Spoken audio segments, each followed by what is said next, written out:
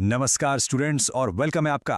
आज हम Lucent book का एक बहुत ही इंपॉर्टेंट चैप्टर कवर करने वाले हैं, the expansion of British power. देखिए, ये टॉपिक हर कॉम्पिटिटिव एग्जाम, चाहे वो यूपीएससी हो, पीसीएस हो या एसएससी, उसके लिए एक्सट्रीमली क्रूशियल है। तो हम इसे सिर्फ पढ़ेंगे नहीं, हम इसे समझेंगे एकदम डिटेल में। चलिए इस सवाल से शुरू करते हैं। जरा सोचिए इसके बारे में। एक कंपनी जिसका काम था मसाले और कपड़े खरीदना और बेचना, उसने दुनिया के सबसे अमीर देशों में से एक पर कब्जा कैसे कर लिया? आप सोच सकते हैं, ये इतिहास का सबसे बड़ा कॉर्पोरेट टेकओवर था। तो आइए इसके पीछे की स्ट्रैटेजी, साजिश और अहम पड़ावों को डीकोड करते हैं। ये है आज के हमारे एक्सप्लेनर का रोड मैप।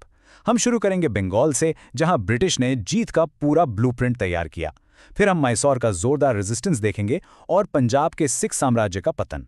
हम उन सिस्टम्स को भी एनालाइज करेंगे जिनके थ्रू ब्रिटिश ने कंट्रोल किया। और हाँ, एंड में आपके एग्जाम्स के लिए एक सुपर फास्ट रिवीजन सेशन भी होगा। तो हमारी कहानी शुरू होती है बंगाल से। उस समय का बंगाल इंडिया का सबसे रिच, सबसे प्रॉस्पेरस प्रोविंस था। ये सिर्फ एक इलाका नहीं था, ये वो सोने की चिड़िया थी जिसे हासिल करके ब्रिटिश ने पूरे हिंदुस्तान को अनलॉक करने की चाबी हासिल कर ली। यहीं से उनका सफर शुरू हुआ, ट्रेडर्स से रूलर्स बनने का। ब्रिटिश के आने से पहले ही बंगाल में पॉलिटिकल इंस्टेबिलिटी शुरू हो गई थी। मुगल शासन कमजोर हो रहा था और बंगाल के नवाब आजाद रूलर्स की तरह बिहेव कर रहे थे। लेकिन इस टाइमलाइन को देखिए, पावर कितनी तेजी से बदल रही थी। मुर्शिद कुली खान के बाद शुजाउद्दीन, फिर सरफराज खान, जिसे अलीवर्दी खान ने मारकर गद्दी ले ली। ये जो लगातार इंस्टेबिलिटी थी ना, इसने एक पावर वैक्यूम बना दिया। एक ऐसा मौका जिसका ब्रिटिश बहुत बेसब्री से इंतजार कर रहे थे। इन नवाबों में से अलीवर्दी खान बहुत ही शार्प थे। उन्हें समझ आ गया था कि ये यूरोपियन कंपनीज सिर्फ व्यापारी नहीं हैं। उन्होंने अंग्रेजों और फ्रेंच को अपनी फैक्ट्रीज की किलेबंदी यानी फोर्टिफिकेशन करने से साफ मना कर दिया। उनका कहना था कि तुम व्यापारी हो, तुम्हें किले की क्या जरूरत है। वो जानते थे कि ये किले आगे चलकर उन्हीं के लिए एक बहुत बड़ा खतरा बनेंगे। और अब पिक्चर में एंट्री होती है सिराजुद्दौला की, अलीवर्दी खान के ग्रैंडसन और बंगाल के आखिरी आजाद नवाब। इनके गद्दी पर बैठते ही ब्रिटिश के साथ टकराव, कॉन्फ्लिक्ट सीधा शुरू हो गया। ब्रिटिश ने उनके युवा होने को और उनके गुस्से वाले स्वभाव को एक कमजोरी समझा और इसे अपने फायदे के लिए इस्तेमाल करने का पूरा प्लान बना। कॉन्फ्लिक्ट बहुत तेजी से बढ़ा। सिराज ने पहले कासिम बाजार फैक्ट्री पर कब्जा किया, फिर कैलकाटा के फोर्ट विलियम पर। जवाब में ब्रिटिश ने मद्रास से अपने सबसे केपेबल आदमी रॉबर्ट क्लाइव को बुलाया। क्लाइव ने कैलकाटा वापस ले लिया, जिसके बाद हुई ट्रीटी ऑफ अलीनगर। इस ट्रीटी में सिराज ने ब्रिटिश की लगभग सारी मांगें मान ली, लेकिन ये सिर्फ तूफान से पहले की शांति थी। यहां पर सबसे बड़ा सवाल उठता है, अगर ट्रीटी हो ही गई थी जिसमें सिराज ने सब कुछ मान लिया, तो फिर प्लासी की जंग क्यों हुई? The crucial point is British की नीयत। उन्हें एक ऐसा नवाब नहीं चाहिए था जो उन्हें रोक टोक करे। उन्हें एक पपेट नवाब चाहिए था, एक ऐसी कठपुतली जो उनके इशारे पर नाचे। इसलिए ये ट्रीटी सिर्फ वक्त खरीदने का एक बहाना था। असली प्लान तो साजिश का था। देखिए स्टूडेंट्स, प्लासी की जंग कम और एक साजिश ज्यादा थी। ये एक फिक्स्ड मैच था। इस स्लाइड पर जो नाम है, उन्होंने सिराजुद्दौला को धोखा दिया। उनके अपने सेनापति मीर जाफर जंग के मैदान में अपनी सेना के साथ खड़े रहे, लड़े ही नहीं। और इस सारी साजिश को फाइनेंस किसने किया? बंगाल के सबसे अमीर बैंकर जगत सेठ ने। एग्जाम के लिए ये नाम बहुत बहुत इंपॉर्टेंट है। अपने धोखे के इनाम में मीर जाफर को बंगाल की गद्दी तो मिल गई, पर वो सिर्फ नाम के नवाब थे। असली पावर रॉबर्ट क्लाइव के हाथों में थी। कंपनी ने मीर जाफर से इतना पैसा और जमीनें लीं कि बंगाल का पूरा खजाना ही खाली हो गया।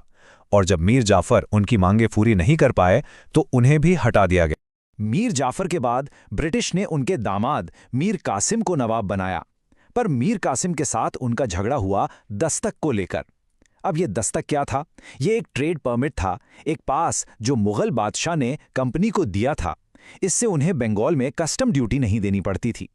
इसे ऐसे समझिए जैसे आपको ऑफिस के काम के लिए एक फ्री टोल पास मिला हो, पर आप उसे अपनी पर्सनल गाड़ी, अपने दोस्तों की गाड़ियों के लिए भी यूज करने लगे। कंपनी के अफसर आखिर यही कर रहे थे। दस्तक को अपने प्राइवेट बिजनेस के लिए इस्तेमाल करके खूब पैसा कमा रहे थे, जिससे नवाब के खजाने को भारी नुकसान हो रहा था। मीर कासिम अपने ससुर मीर जाफर की तरह कमजोर नहीं थे। वो एक केपेबल रूलर थे। उन्होंने अपनी आर्मी को मॉडर्नाइज किया, एडमिनिस्ट्रेशन सुधारा और सबसे बड़ा कदम उठाया अपनी कैपिटल मुर्शिदाबाद से मुंगेर, जो अब बिहार में है, शिफ्ट करने का। ये कलकत्ता से दूरी बनाने और ब्रिटिश प्रभाव से बचने की एक बहुत ही क्लियर स्ट्रैटेजी थी, ताकि वो अपनी अथॉरिटी को फिर से स्थापित कर सके। और मीर कासिम के इन्हीं कदमों का नतीजा था बैटल ऑफ बक्सर। स्टूडेंट्स, इस पॉइंट को अपने नोट्स में स्टार मार्क कर लीजिए। प्लासी एक धोखा था, लेकिन बक्सर ब्रिटिश की असली मिलिट्री जीत थी। यहाँ कोई साजिश नहीं थी। यहाँ ब्रिटिश सेना ने अपनी बेहतर स्ट्रैटेजी और डिसिप्लिन के दम पर जीत हासिल की। This was a real battle. Buxar में जो हुआ वो डिसाइसिव था। सोच के देखिए, एक तरफ 3 बड़ी शक्तियां, बंगाल के नवाब मीर कासिम, अवध के नवाब शुजाउद्दौला और खुद मुगल सम्राट शाह आलम सेकंड, और दूसरी तरफ हेक्टर मुंद्रो के अंडर एक छोटी सी कंपनी की सेना। और नतीजा, एक साफ ब्रिटिश जीत। इस जंग ने साबित कर दिया कि ब्रिटिश की ताकत सिर्फ साजिश नहीं, उनकी मिलिट्री सुपीरियॉरिटी थी। बक्सर के बाद क्लाइव ने आकर ट्रीटीज ऑफ इलाहाबाद साइन की। इन ट्रीटीज के जरिए मुगल सम्राट ने कंपनी को बंगाल, बिहार और उड़ीसा की दीवानी दे दी। अब ये दीवानी क्या है? दीवानी का मतलब है रेवेन्यू, यानी टैक्स कलेक्ट करने का अधिकार। ये एक गेम चेंजर था। अब कंपनी सिर्फ व्यापारी नहीं रही, वो ऑफिशियल टैक्स कलेक्टर बन गई, जिससे उन्हें इंडिया में अपनी आर्मी और एडमिनिस्ट्रेशन को फंड करने के लिए इंडियन पैसा मिल गया। इस नई फाइनेंशियल पावर के साथ ब्रिटिश ने कंट्रोल का एक बहुत ही चालाक और शोषणकारी सिस्टम शुरू किया। इसे कहते हैं ड्यूअल गवर्नमेंट, यानी द्वैत शासन। इस सिस्टम की चालाकी समझिए। दीवानी यानी पैसा कलेक्ट करने का काम कंपनी के पास, और निजामत यानी administration, law and order, justice, ये सारी जिम्मेदारी नवाब के पास। सीधे शब्दों में, कंपनी के पास थी पावर विदाउट रिस्पॉन्सिबिलिटी, और नवाब के पास थी रिस्पॉन्सिबिलिटी विदाउट पावर। इस सिस्टम ने बंगाल को पूरी तरह से लूट लिया और बर्बाद कर दिया।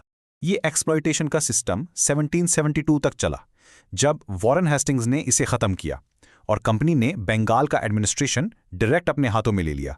ये डेट एग्जाम में आती है, इसे याद रखिएगा। बंगाल में तो ब्रिटिश ने साजिश और मिलिट्री ताकत के कॉम्बिनेशन से जीत हासिल की, लेकिन साउथ इंडिया में उन्हें एक ऐसी टक्कर मिली जिसके लिए वो बिल्कुल भी तैयार नहीं थे। ये चुनौती आई मैसूर से। मैसूर की कहानी शुरू होती है हैदर अली से। एक आम सिपाही से रूलर बनने तक का उनका सफर कमाल का था। उनकी सबसे बड़ी ताकत थी उनकी मॉडर्न आर्मी। दिंदीगुल में उन्होंने फ्रेंच एक्सपर्ट्स की मदद से एक मॉडर्न शस्त्रागार यानी आर्सेनल बनाया था। ये उनका मास्टर स्ट्रोक था, जिससे उन्होंने अपनी सेना को यूरोपियन लेवल का बना दिया। मैसूर और ब्रिटिश के बीच टोटल 4 बड़ी जंगें हुईं। स्टूडेंट्स, ये सीक्वेंस और इनकी ट्रीटीज ऐसी की ऐसी एग्जाम में मैच द फॉलोइंग के फॉर्म में आती हैं। पहली जंग में हैदर अली ने ब्रिटिश को बुरी तरह हराया। दूसरी जंग के दौरान उनकी डेथ हो गई, पर उनके बेटे टीपू ने लड़ाई जारी रखी। तीसरी और चौथी जंग में ब्रिटिश का पलड़ा भारी रहा और आखिर में टीपू सुल्तान लड़ते हुए शहीद हो गए। सेकेंड एंग्लो मैसूर वॉर में बैटल ऑफ पोर्टो नोवो एक बहुत बड़ा टर्निंग पॉइंट था। यहाँ ब्रिटिश जनरल आयरकूट ने हैदर अली को हराया। इस हार ने वॉर का मोमेंटम ब्रिटिश की तरफ शिफ्ट कर दिया। इसके कुछ ही समय बाद हैदर अली की कैंसर से डेथ हो गई। हैदर अली के बाद उनके बेटे टिप्पू सुल्तान ने कमान संभाली। उन्हें टाइगर ऑफ मैसूर कहते हैं। उनका ये कोट उनकी पूरी शख्सियत को बताता है। भेड़ की तरह लंबी जिंदगी जीने से बेहतर है शेर की तरह एक दिन जीना। लेकिन टीपू सिर्फ एक योद्धा नहीं थे, वो एक विजनरी थे। वो मॉडर्न स्टेट क्राफ्ट को समझते थे। उन्होंने फ्रांस, टर्की जैसे देशों में अपनी एम्बेसीज भेजी ताकि ब्रिटिश के खिलाफ एक इंटरनेशनल अलायंस बना सकें। फ्रेंच रेवोल्यूशन से इतना प्रभावित होकर उन्होंने अपनी कैपिटल श्रीरंगपट्टम में ट्री ऑफ लिबर्टी लगाया और वहां के जैकोबिन क्लब के मेंबर भी बने। उनका ये ग्लोबल आउटलुक ही उन्हें ब्रिटिश का सबसे खतरनाक दुश्मन बनाता। अब हम चलते हैं नॉर्थ वेस्ट में, पंजाब। यहाँ की कहानी बंगाल और मैसूर से थोड़ी अलग है। यहाँ ब्रिटिश ने हमला करने में जल्दबाजी नहीं की, उन्होंने इंतजार किया सही मौके का।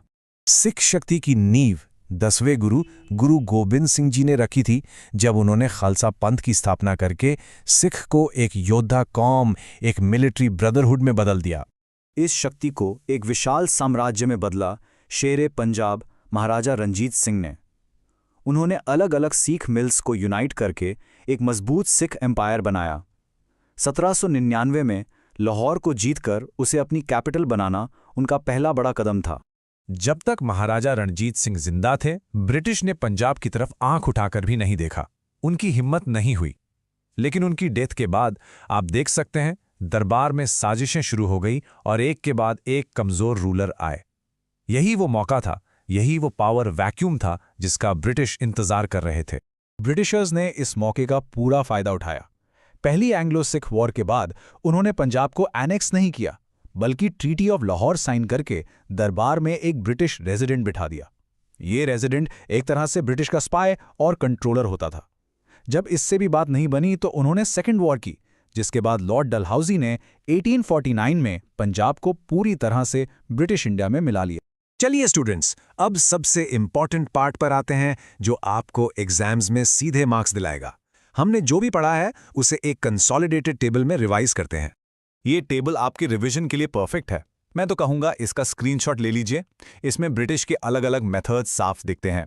कहीं डायरेक्ट जंग जैसे पंजाब में, कहीं ट्रीटी जैसे बंगाल में, और यहाँ एक नया टर्म है सब्सिडरी अलायंस। ये एक ऐसी ट्रीटी थी जिसमें इंडियन रूलर को अपनी सुरक्षा के लिए ब्रिटिश सेना रखनी पड़ती थी और उसका खर्चा भी उठाना पड़ता था, जिसके बदले में वो अपनी आज़ादी खो देते थे। और अवध को मिसगवर्नेंस यानी खराब शासन के बहाने से एनेक्स किया गया। ये अलग अलग मेथड्स क्लासिक एग्जाम क्वेश्चन। तो आखिर में इस सब से हम क्या सीखते हैं? जैसा कि ये चार्ट दिखाता है, ब्रिटिश की जीत के पीछे कई कारण थे। उनकी बेहतर मिलिट्री, कैपेबल लीडर्स और इकोनॉमिक ताकत। लेकिन इन सब में सबसे बड़ा कारण, जैसा यहाँ हाईलाइट किया गया है, वो था lack of unity among Indian states. जब मैसूर ब्रिटिश से लड़ रहा था, तब मराठा और निज़ाम उनका साथ नहीं बल्कि ब्रिटिश का साथ दे रहे थे। यही आपसी फूट हमारी सबसे बड़ी कमजोरी साबित हुई। इस एक्सप्लेनर को ख़त्म करने से पहले मैं आपके लिए ये सवाल छोड़ रहा हूँ। हमने एग्जाम्स के लिए फैक्ट्स कवर कर लिए, पर हिस्ट्री से मिलने वाली सीख जिंदगी भर काम आती है। इतने ताकतवर राज्य बंगाल, मैसूर, पंजाब आखिर क्यों हार गए? क्या ये स्ट्रैटेजी की कमी थी, आपसी एकता की कमी थी, या कुछ और? वेलकम स्टूडेंट्स, आज हम लूसेंट बुक के एक बहुत ही important topic economic impact of British rule को डिटेल में समझेंगे। देखिए, ये टॉपिक आपके यूपीएससी, स्टेट पीसीएस, एसएससी या बैंकिंग, इन सभी एग्जाम्स के लिए एक्सट्रीमली इंपॉर्टेंट है। हम इसे ऐसे कवर करेंगे कि आपके सारे कॉन्सेप्ट्स बिल्कुल क्रिस्टल क्लियर हो जाए। हम सब ने बचपन से सुना है, राइट, कि इंडिया कभी सोने की चिड़िया थी। तो फिर आखिर ऐसा क्या हुआ कि लगभग 200 साल के ब्रिटिश रूल के बाद इंडिया दुनिया के सबसे गरीब देशों में से एक बन गया? ये एक बहुत बड़ा सवाल है। चलिए आज के इस सेशन में इसी सवाल का जवाब ढूंढते हैं कि आखिर अचानक से इंडिया की इकोनॉमी इतनी कमजोर कैसे हो गई ब्रिटिश रूल के under. Okay, let's dive into this. तो आज के इस सेशन का ये है हमारा रोड मैप। हम सबसे पहले ब्रिटिश इकोनॉमिक एक्सप्लॉयटेशन को 3 अलग अलग फेजेस में डिवाइड करके समझेंगे। फिर इस टॉपिक का जो सबसे इंपॉर्टेंट हिस्सा है, दादा भाई नौरोजी की ड्रेन ऑफ वेल्थ थ्योरी, उसको आराम से डिटेल में डिस्कस करेंगे। और हाँ, एंड में मैं आपको ये भी बताऊंगा कि डिफरेंट एग्जाम्स के पर्सपेक्टिव से आपको क्या क्या पॉइंट्स हमेशा याद रखने हैं। ओके, तो ब्रिटिश इकोनॉमिक एक्सप्लॉयटेशन को आसानी से समझने के लिए हिस्टोरियंस ने इस पूरे दौर को 3 अलग अलग फेजेस में डिवाइड किया है। देखिए, हर फेज का तरीका और मकसद थोड़ा अलग था, लेकिन आखिरी रिजल्ट एक ही था, इंडिया की वेल्थ को इंग्लैंड ट्रांसफर करना। चलिए देखते हैं कि ये फेजेस कैसे डेवलप हुए। ये टाइमलाइन आप प्लीज नोट कर लीजिए। एग्जाम में क्रोनोलॉजिकल क्वेश्चंस के लिए ये बहुत इंपॉर्टेंट है। देखिए, 1757 यानी बैटल ऑफ प्लासी से शुरू होता है मर्केंटाइल फेज। फिर 1813 के चार्टर एक्ट से शुरू होता है इंडस्ट्रियल फेज, और 1857 के रिवोल्ट के बाद जब ब्रिटिश क्राउन ने डायरेक्ट कंट्रोल ले लिया, तब शुरू होता है फाइनेंशियल फेज। हर फेज का ऑब्जेक्टिव अलग था। तो स्टूडेंट्स, चलिए शुरू करते हैं फर्स्ट फेज से, जिसे हम मर्केंटाइल फेज भी कहते हैं। इसका टाइम पीरियड याद रखिएगा, 1757 से 1813 तक। ये जो वर्ड है ना मर्केंटाइल, इसका मतलब ही होता है रिलेटेड टू ट्रेड। तो इस फेज का पूरा फोकस ट्रेड पर था, लेकिन ये कोई नॉर्मल फेयर ट्रेड नहीं था। इस फेज का मेन मकसद था डायरेक्ट प्लंडर, यानी कि सीधी लूट। बैटल ऑफ प्लासी जीतने के बाद ईस्ट इंडिया कंपनी को बंगाल में पॉलिटिकल पावर मिल गई। अब इस पावर का इस्तेमाल करके उन्होंने पूरे ट्रेड पर अपनी मोनोपोली बना ली, यानी कि एकाधिकार। वो बंगाल के वीवर्स और आर्टिजन्स को फोर्स करते थे कि वो अपना सामान सिर्फ और सिर्फ कंपनी को ही बेचें, और वो भी बहुत ही कम दाम पर, और फिर वही सामान दूसरे देशों में बहुत महंगे दाम पर बेचते थे। इस फेज के लिए हिस्टोरियंस एक टर्म यूज करते हैं, बुकनियरिंग कैपिटलिज्म। इसका मतलब समझिए, जैसे समुद्री डाकू, जिनको बुकनियर्स कहते हैं, वो जबरदस्ती तलवार के दम पर माल लूट लेते थे, बिल्कुल वैसे ही ब्रिटिश ट्रेडर्स बंदूक के दम पर इंडिया का पैसा लूट रहे थे। ये कोई फेयर ट्रेड नहीं था, ये सीधी सीधी लूट थी। उन्होंने अपनी पॉलिटिकल पावर का गलत इस्तेमाल करके इंडिया की वेल्थ को जबरदस्ती इंग्लैंड भेजा। और सबसे शॉकिंग बात तो ये है कि ईस्ट इंडिया कंपनी अब इंग्लैंड से पैसा लाती नहीं थी इंडिया से सामान खरीदने के लिए, नहीं, वो बंगाल से जो टैक्स यानी रेवेन्यू कलेक्ट करते थे, उसी पैसे से यहां से सामान खरीदते थे और उसे इंग्लैंड एक्सपोर्ट कर देते थे। और इसको नाम दिया इन्वेस्टमेंट। सोच लीजिए कैसा इन्वेस्टमेंट था ये। इंडिया के ही पैसे से सामान खरीदकर इंग्लैंड भेजा जा रहा था। अब आते हैं सेकेंड फेज पर। देखिए, 1813 तक ब्रिटेन में इंडस्ट्रियल रेवोल्यूशन हो चुका था। वहां बड़ी बड़ी फैक्ट्रीज लग चुकी थी जो मास प्रोडक्शन कर रही थी। अब उन्हें इंडिया एक नए तरीके से चाहिए था। अब उनका फोकस लूट से शिफ्ट होकर इंडिया के बाजार पर कब्जा करना हो गया था। इस फेज के मैंने दो ऑब्जेक्टिव्स थे। पहला, इंडिया को ब्रिटिश फैक्ट्री मेड गुड्स के लिए एक बहुत बड़ा मार्केट बनाना, और दूसरा, उन फैक्ट्रीज के लिए इंडिया से सस्ता रॉ मटेरियल जैसे कॉटन ले जाना। इसके लिए उन्होंने 1813 में एक एक्ट पास किया जिसने उनके लिए वन वे फ्री ट्रेड का रास्ता खोल दिया। ये वन वे फ्री ट्रेड का कॉन्सेप्ट आराम से समझिए, ये एग्जाम के लिए बहुत इंपॉर्टेंट है। इसका मतलब था कि जब ब्रिटिश फैक्ट्रीज में बना हुआ कपड़ा इंडिया आएगा तो उस पर या तो कोई टैक्स नहीं लगेगा या बहुत कम लगेगा। लेकिन जब इंडिया का बना हुआ हैंडलूम कपड़ा इंग्लैंड जाएगा तो उस पर बहुत ज्यादा टैक्स लगेगा। अब इससे हुआ क्या? उनका माल इंडिया में टैक्स फ्री होने के कारण सस्ता हो गया और हमारा माल इंग्लैंड में इतना महंगा हो गया कि कोई खरीद ही नहीं सकता था। रिजल्ट, इंडियन ट्रेडर्स का फॉरेन मार्केट भी गया और होम मार्केट भी। इस स्लाइड पर जो कंपैरिजन है उससे इस पॉलिसी का असर बिल्कुल साफ हो जाता है। Indian goods high quality handicrafts थे लेकिन टैक्स के कारण महंगे थे, वहीं ब्रिटिश गुड्स मशीन मेड थे, सस्ते थे। धीरे धीरे इंडिया के मार्केट्स ब्रिटिश सामान से भर गए। लोगों ने सस्ता सामान खरीदना शुरू कर दिया। इस वन साइडेड पॉलिसी ने इंडिया के वर्ल्ड फेमस हैंडीक्राफ्ट इंडस्ट्री को पूरी तरह से बर्बाद कर दिया। इस प्रोसेस को डी इंडस्ट्रियलाइजेशन ऑफ इंडिया भी कहते हैं। तीसरे फेज तक ब्रिटिश पूरे इंडिया पर पॉलिटिकल कंट्रोल कर चुके थे। 1857 का रिवोल्ट दबा दिया गया था और रूल सीधा ब्रिटिश क्राउन के हाथ में चला गया था। अब शुरू हुआ फाइनेंशियल एक्सप्लॉयटेशन का दौर। अब उन्होंने पैसा इन्वेस्ट करके पैसा कमाने का तरीका निकाला। इस फेज में ब्रिटिशर्स ने इंडिया में पैसा इन्वेस्ट करना शुरू किया, लेकिन ये इन्वेस्टमेंट भी इंडिया के फायदे के लिए नहीं था। इसका मकसद था एक्सप्लॉयटेशन को और एफिशिएंट बनाना। फॉर एग्जाम्पल, उन्होंने रेलवेज में इन्वेस्ट किया। क्यों? ताकि रॉ मटेरियल पोर्ट्स तक जल्दी पहुंचाया जा सके और उनका फैक्ट्री मेड सामान इंडिया के दूर दराज के गांव तक बेचा जा सके। रेलवेज, टेलीग्राफ, बैंकिंग, ये सब इंफ्रास्ट्रक्चर ब्रिटिशर्स में अपने ट्रेड को स्मूथ करने के लिए बनाया, जिसका पूरा खर्चा यानी पब्लिक डेट इंडिया पर डाल दिया गया। इतना ही नहीं, इस इन्वेस्टमेंट पर जो इंटरेस्ट बनता था वो भी इंडिया के रेवेन्यू से ही पे किया जाता था। हाँ, इस दौर में कुछ इंडियन इंडस्ट्रीज भी आईं, जैसे 1907 में टाटा आयरन एंड स्टील, लेकिन ओवरऑल पिक्चर एक्सप्लॉयटेशन का ही था। तो इन तीनों फेजेस का नेट रिजल्ट क्या था? वो था ड्रेन ऑफ वेल्थ। हिंदी में कहते हैं संपत्ति की निकासी। स्टूडेंट्स, ये आपके एग्जाम्स के लिए सबसे इंपॉर्टेंट कॉन्सेप्ट है, स्पेशली फॉर यूपीएससी मेंस। इसको बहुत ध्यान से समझिएगा। सबसे पहले इस थ्योरी को सिस्टमैटिकली और डिटेल में दादा भाई नौरोजी ने अपनी इस famous book poverty and un British rule in India में बताया। उन्हें grand old man of India भी कहते हैं। एक और इम्पॉर्टेंट नाम है आर.सी. दत्ता, जिन्होंने अपनी इकोनॉमिक हिस्ट्री ऑफ इंडिया में इसके बारे में लिखा है। ये दोनों बुक्स का नाम और इनके ऑथर्स एग्जाम में डायरेक्ट पूछे जाते हैं, इसे बिल्कुल याद कर लीजिए। आसान भाषा में इसका मतलब समझिए। ड्रेन ऑफ वेल्थ का मतलब है इंडिया की नेशनल इनकम का वो हिस्सा जो इंग्लैंड ट्रांसफर हो रहा था, लेकिन उसके बदले में इंडिया को कुछ भी मटीरियल या इकोनॉमिक रिटर्न नहीं मिल रहा था। बिल्कुल एक one way flow of wealth. सोचो, जैसे आपके घर से पानी लीक हो रहा हो और आपको पता भी ना चले। यही हो रहा था इंडिया के साथ, बस पानी की जगह पैसा लीक हो रहा था। तो ये पैसा किन किन फॉर्म्स में जा रहा था, ये पॉइंट्स देखिए। कंपनी ऑफिशियल्स जो यहाँ के राजाओं से जबरदस्ती पैसा लेते थे वो इंग्लैंड भेज देते थे। फेज 1 में जो इन्वेस्टमेंट बंगाल के रेवेन्यू से हो रहा था वो ड्रेन था। ब्रिटिश ऑफिशियल्स की सैलरीज, उनकी पेंशन्स, ब्रिटेन में इंडिया ऑफिस का खर्चा, ये सब होम चार्जेस के नाम पर इंडिया के खजाने से जाता था। और जो ब्रिटिश इन्वेस्टमेंट रेलवेज में हुआ उसका इंटरेस्ट भी इंडिया ही पे कर रहा था। इसका इम्पैक्ट समझाने के लिए एक छोटा सा एग्जाम्पल देता हूँ। सोचो आपकी सैलरी 1 लाख रुपए है और हर महीने कोई आपसे 70,000 रुपीज़ ज़बरदस्ती लेकर अपने घर भेज दे और बदले में आपको कुछ ना दे, तो आपके पास अपने खर्चों और सेविंग्स के लिए कुछ बचेगा ही नहीं, राइट? यही इंडिया के साथ हो रहा था on a massive scale. India की कमाई का एक बहुत बड़ा हिस्सा इंग्लैंड जा रहा था और इंडिया में डेवलपमेंट के लिए पैसा बच ही नहीं रहा। इस वेल्थ ड्रेन का असर इंडिया और ब्रिटेन दोनों पर हुआ और दोनों पर बिल्कुल उल्टा असर हुआ। एक देश अमीर होता गया और दूसरा गरीब। चलिए देखते हैं कैसे। इस स्लाइड से आपको पूरी कहानी समझ आ जाएगी। इंडिया में कैपिटल फॉर्मेशन रुक गया। कैपिटल फॉर्मेशन का मतलब होता है नए बिजनेस, नई फैक्ट्री शुरू करने के लिए जो पैसा चाहिए होता है वो। जब पैसा ही ड्रेन हो रहा था तो नए बिजनेस कहाँ से शुरू होते? और वही पैसा जो इंडिया से जा रहा था वो ब्रिटेन के कैपिटलिस्ट डेवलपमेंट को फाइनेंस कर रहा था। उनकी इंडस्ट्रियल रेवोल्यूशन को फ्यूल इसी पैसे से मिल रहा था। यानी साफ शब्दों में कहें तो ये एक जीरो सम गेम था। जितना पैसा इंडिया से जा रहा था उतना ही ब्रिटेन में ऐड हो रहा था। इंडिया जितना गरीब हो रहा था, ब्रिटेन उतना ही अमीर बन रहा था।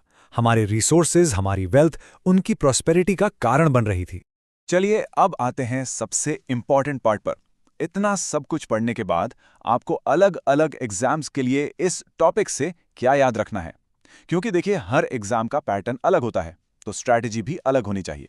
इस टेबल को ध्यान से देखिए। जो लोग यूपीएससी एस्पिरेंट्स हैं उनको वाई और हाउ पर फोकस करना है। आपको एनालिटिकल क्वेश्चंस मिलेंगे, जैसे क्रिटिकली एनालाइज। आपको फेजेस के इम्पैक्ट को आपस में लिंक करना आना चाहिए। एसएससी वालों को डायरेक्ट फैक्ट्स जैसे बुक का नाम, ऑथर का नाम, डेट्स, ये सब याद रखने हैं। और बैंकिंग एग्जाम्स में की टर्म्स पूछे जा सकते हैं, जैसे होम चार्जेस क्या थे या वन वे फ्री ट्रेड किस एक्ट से रिलेटेड था।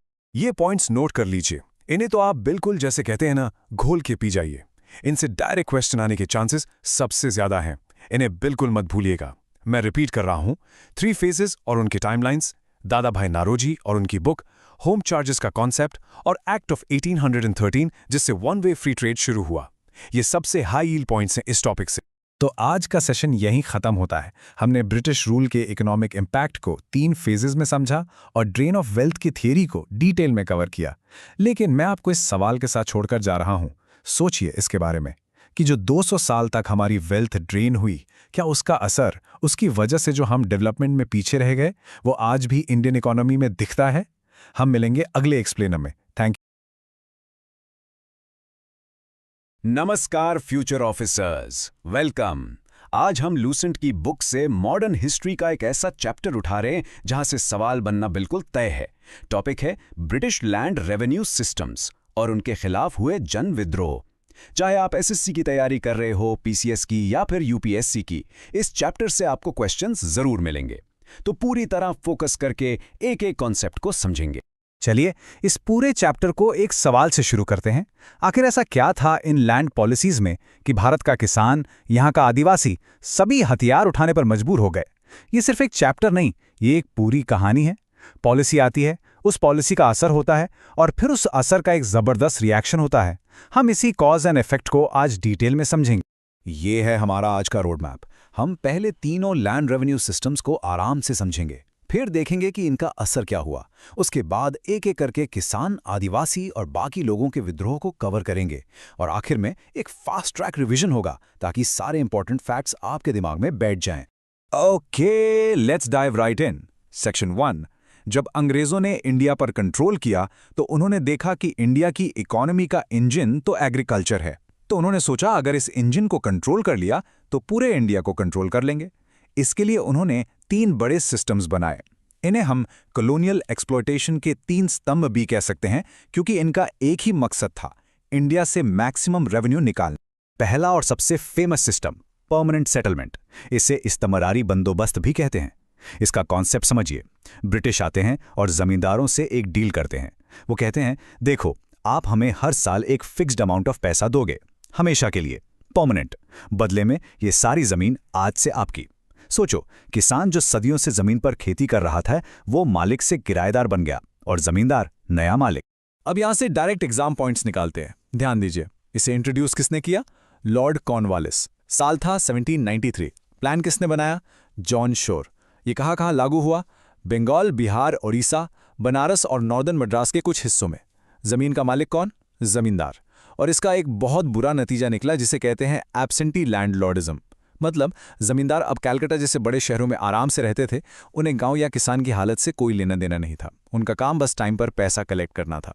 और अब देखिए एक्सप्लॉयटेशन का लेवल। ब्रिटिश ने कहा जमींदार जो भी पैसा किसान से लेगा उसके 11 हिस्से होंगे। उन 11 हिस्सों में से 10 हिस्से सीधा ब्रिटिश सरकार की तिजोरी में जाएंगे। जमींदार के पास बचेगा सिर्फ एक हिस्सा। सोचकर देखिए, जमींदार को अपना 1/11 प्रॉफिट भी कमाना है और ब्रिटिश को 10/11 हिस्सा भी देना है, तो वो किसान से कितना ज्यादा पैसा निचोड़ता होगा। यही इस सिस्टम की सबसे बड़ी प्रॉब्लम थी। चलिए दूसरे सिस्टम पर चलते हैं, रयोतवारी सिस्टम। रयोत का मतलब होता है किसान। जब ब्रिटिश ने देखा कि परमानेंट सेटलमेंट में जमींदार बीच में बहुत पैसा खा रहे हैं, तो उन्होंने सोचा क्यों ना इस मिडलमैन को ही हटा दे। इस सिस्टम में ब्रिटिश गवर्नमेंट ने किसान से यानी रयोत से डायरेक्ट डील की। अब किसान सीधा सरकार को टैक्स देगा। इसके फैक्ट्स देखिए। इंट्रोड्यूस किया टॉमस मुनरो और चार्ल्स रीड ने 1820 में, खास तौर पर बॉम्बे और मद्रास प्रेसिडेंसीज में। कागजों पर किसान को जमीन का मालिक बना दिया, लेकिन असली प्रॉब्लम क्या थी? रेवेन्यू 20 से 30 साल के लिए फिक्स कर दिया जाता था, और वो भी बहुत हाई रेट्स पर। और ये रेट्स रिकार्डो की एक थ्योरी पर बेस थे। पर आप सोचिए, खेती तो मौसम पर डिपेंड करती है। फसल खराब हो गई, सूखा पड़ गया, लेकिन किसान को उतना ही टैक्स देना पड़ता था। नतीजा, किसान मजबूर होकर गांव के साहूकार यानी मनी लेंडर से कर्ज लेता था और उसके जाल में फंसता चला जाता था। तीसरी सिस्टम थी महलवारी। ये परमानेंट और रियोतवारी का एक मिक्सचर था। यहां महाल शब्द का मतलब है पूरा गांव या एक एस्टेट। इस सिस्टम में ब्रिटिश ना तो एक एक जमींदार से डील करते थे, ना ही एक एक किसान से। वो पूरे गांव से एक साथ डील करते थे। पूरे गांव की जिम्मेदारी होती थी कि वो मिलकर टैक्स चुकाएं। ये सिस्टम गंगा घाटी, नॉर्थ वेस्ट, सेंट्रल इंडिया और पंजाब में इंप्लीमेंट हुआ। यहाँ सेटलमेंट पूरे महाल यानी विलेज कम्युनिटी के साथ था। वेस्टर्न यूपी जैसे इलाकों में इसमें भाईचारा सिस्टम भी शामिल था, जहां जमीन पर पूरे गांव का हक माना जाता था। इसमें एक फर्क यह था कि रेवेन्यू परमानेंट सेटलमेंट की तरह हमेशा के लिए फिक्स नहीं था, बल्कि टाइम टू टाइम रिवाइज किया जाता था। अब इस स्लाइड पर फोकस कीजिए। ये आपके पूरे कॉन्सेप्ट को एक जगह समराइज करती है। देखिए, परमानेंट सेटलमेंट में डील हुई जमींदार से, रयतवारी में डील हुई सीधे रयत यानी किसान से, और महालवारी में डील हुई पूरे महाल यानी गांव से। ओनरशिप भी ऐसे ही बदली, जमींदार से रयत और रयत से विलेज कम्युनिटी। यही तीनों का कोर डिफरेंस है जो आपको याद रखना है। तो हमने सिस्टम्स तो समझ लिए, लेकिन इनका असर क्या हुआ? इन पॉलिसीज ने भारत के गांव की तस्वीर कैसे बदल दी? अब हम इसके इम्पैक्ट को समझेंगे। ये एक चेन रिएक्शन था जिसने गांव की कमर तोड़ दी। समझिए कैसे। पहले ब्रिटिश ने कहा कि टैक्स सिर्फ कैश में लिया जाएगा। पहले किसान अनाज देकर भी टैक्स चुका देता था। अब कैश लाने के लिए वो अपनी फसल मनी लेंडर को सस्ते में बेचने लगा। इससे मनी लेंडर गांव का सबसे पावरफुल आदमी बन गया। गांव में अमीर गरीब का फर्क बहुत बढ़ गया। फिर ब्रिटिश ने किसानों को फूड क्रॉप्स जैसे चावल गेहूं की जगह कमर्शियल क्रॉप्स जैसे नील और कपास उगाने पर मजबूर किया, ताकि उनकी फैक्ट्रियों को रॉ मटेरियल मिले। नतीजा, खाने की कमी और अकाल। और इन सब का रिजल्ट हुआ कि गांव का जो आपसी भाईचारा था वो पूरी तरह से टूट गया। कहते हैं, जब जुल्म हद से बढ़ जाता है तो क्रांति होती है। जब किसान के पास खोने को कुछ नहीं बचा तो उसने विद्रोह का रास्ता अपनाया। अब हम इंडिया के इंपॉर्टेंट पेजेंट मूवमेंट्स को देखेंगे। ये टेबल आपके वनडे एग्जाम्स के लिए एक गोल्ड माइन है। इससे direct match the following questions आते हैं। आपसे पूछा जाएगा, पाबना रिवोल्ट कहाँ हुआ, या मोपला रिबेलियन के लीडर्स कौन थे? एक नज़र इस पे डालिए। आप देख सकते हैं, बंगाल से लेकर पंजाब और केरला तक हर जगह किसान अंग्रेजों के खिलाफ खड़े हो रहे थे। चलिए, इनमें से कुछ खास मूवमेंट्स को थोड़ा डिटेल में जानते हैं। सबसे पहले इंडिगो रिवोल्ट यानी नील विद्रोह। साल था 1859, जगह थी बंगाल। लीडर्स थे विष्णु विश्वास और दिगंबर विश्वास। इसका कारण क्या था? ब्रिटिश प्लांटर्स किसानों से जबरदस्ती नील की खेती करवाते थे, जो इंग्लैंड की टेक्सटाइल इंडस्ट्री के लिए चाहिए था। नील की खेती जमीन को बंजर बना देती थी। किसान कहते थे, हमें चावल उगाना है, वो कहते थे नील उगाओ। जब पानी सर से ऊपर चला गया तो किसानों ने कसम खाई कि हम नील नहीं उगाएंगे, चाहे जान चली जाए। और फिर आते हैं महात्मा गांधी। उनके शुरुआती दो सबसे इंपॉर्टेंट आंदोलन किसानों के लिए ही थे। पहला 1917 में बिहार का चंपारण सत्याग्रह, ये भी नील की खेती के खिलाफ था। और दूसरा 1918 में गुजरात का खेड़ा सत्याग्रह, ये हाई टैक्सेस के खिलाफ था। इन्हीं आंदोलनों से गांधी जी भारत के किसानों के सबसे बड़े नेता बनकर उभरे। अब बात करते हैं आदिवासियों की। ब्रिटिश पॉलिसीज ने सिर्फ खेती किसानी को ही नहीं, जंगल में रहने वाले आदिवासियों की जिंदगी को भी तबाह कर दिया। उनकी लड़ाई थी अपनी जल, जंगल, जमीन को बचाने की। वो अपनी कल्चर, अपनी पहचान के लिए लड़े। इस टेबल पर ध्यान दीजिए। यूपीएससी प्रीलिम्स के लिए ये कॉज वाला कॉलम बहुत जरूरी है। वो आपसे स्टेटमेंट बेस्ड क्वेश्चन पूछेंगे। फॉर एग्जाम्पल, कोल रिबेलियन का मुख्य कारण लैंड का आउटसाइडर्स को ट्रांसफर करना था। अब देखेंगे कि हर विद्रोह का कारण उनकी जमीन और जंगल पर उनके हक को छीनना था। अंग्रेजों ने नए फॉरेस्ट लॉज बनाकर उन्हें उनके ही घर यानी जंगल से निकालना शुरू कर दिया। हर आदिवासी नेता की यही आवाज थी, चाहे वो संथाल रिवोल्ट के सिद्धू कानू हो या मुंडा रिवोल्ट के बिरसा मुंडा। सबका एक ही कहना था, ये जमीन, ये जंगल हमारा है सादियों से। अंग्रेजों का इस पर कोई हक नहीं है। चलिए 2 सबसे इंपॉर्टेंट आदिवासी विद्रोहों को देखते हैं। पहला है संताल रिबेलियन, साल 1855-56 यानी 1857 की क्रांति से ठीक पहले। इसके लीडर्स थे 2 भाई, सिद्धू और कानू। ये आज के झारखंड के इलाके में हुआ।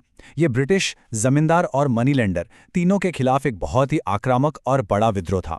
उन्होंने ऐलान कर दिया था कि अब हमारा राज होगा। और दूसरा बिरसा मुंडा का उलगुलान, जिसका मतलब होता है द ग्रेट टुमल्ट या महान हलचल। साल था 1899। बिरसा मुंडा ने नए लैंड सिस्टम, क्रिश्चियन मिशनरीज जो उनके कल्चर को बदल रहे थे, और जबरदस्ती की मजदूरी यानी बेगार, इन सब के खिलाफ आवाज उठाई। उनका सपना था मुंडा राज स्थापित करना।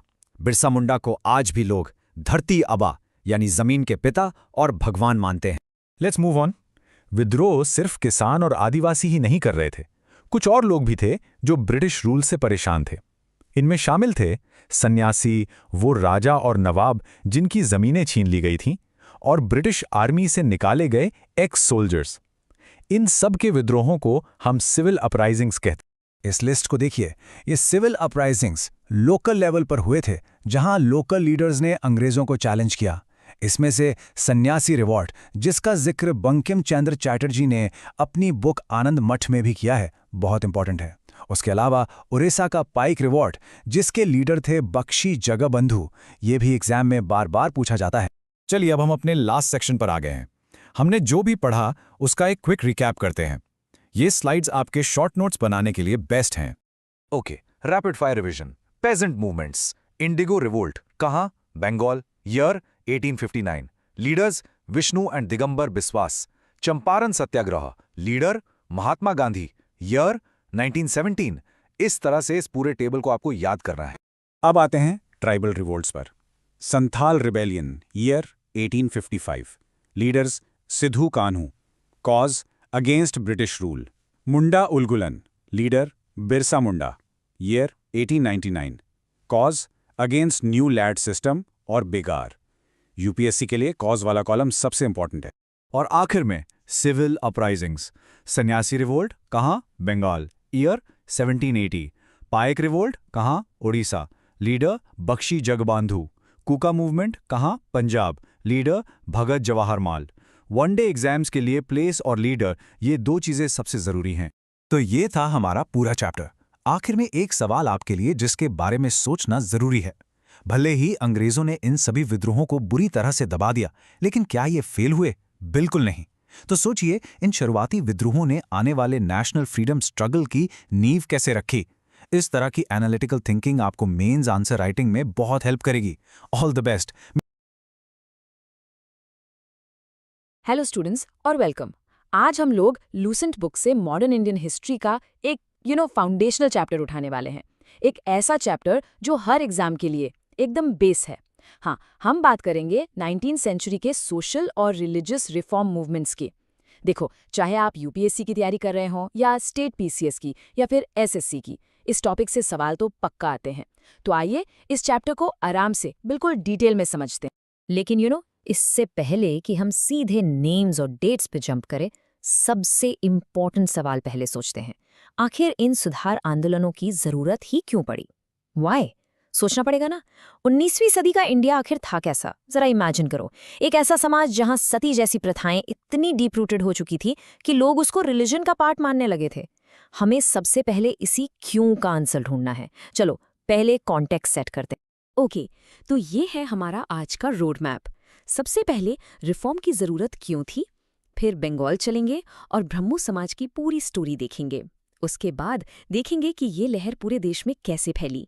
नेक्स्ट एक बहुत इंपॉर्टेंट टॉपिक, जाति के विरुद्ध संघर्ष। और हाँ, आखिर में एग्जाम के लिए एक स्पेशल सुपर क्विक रिवीजन।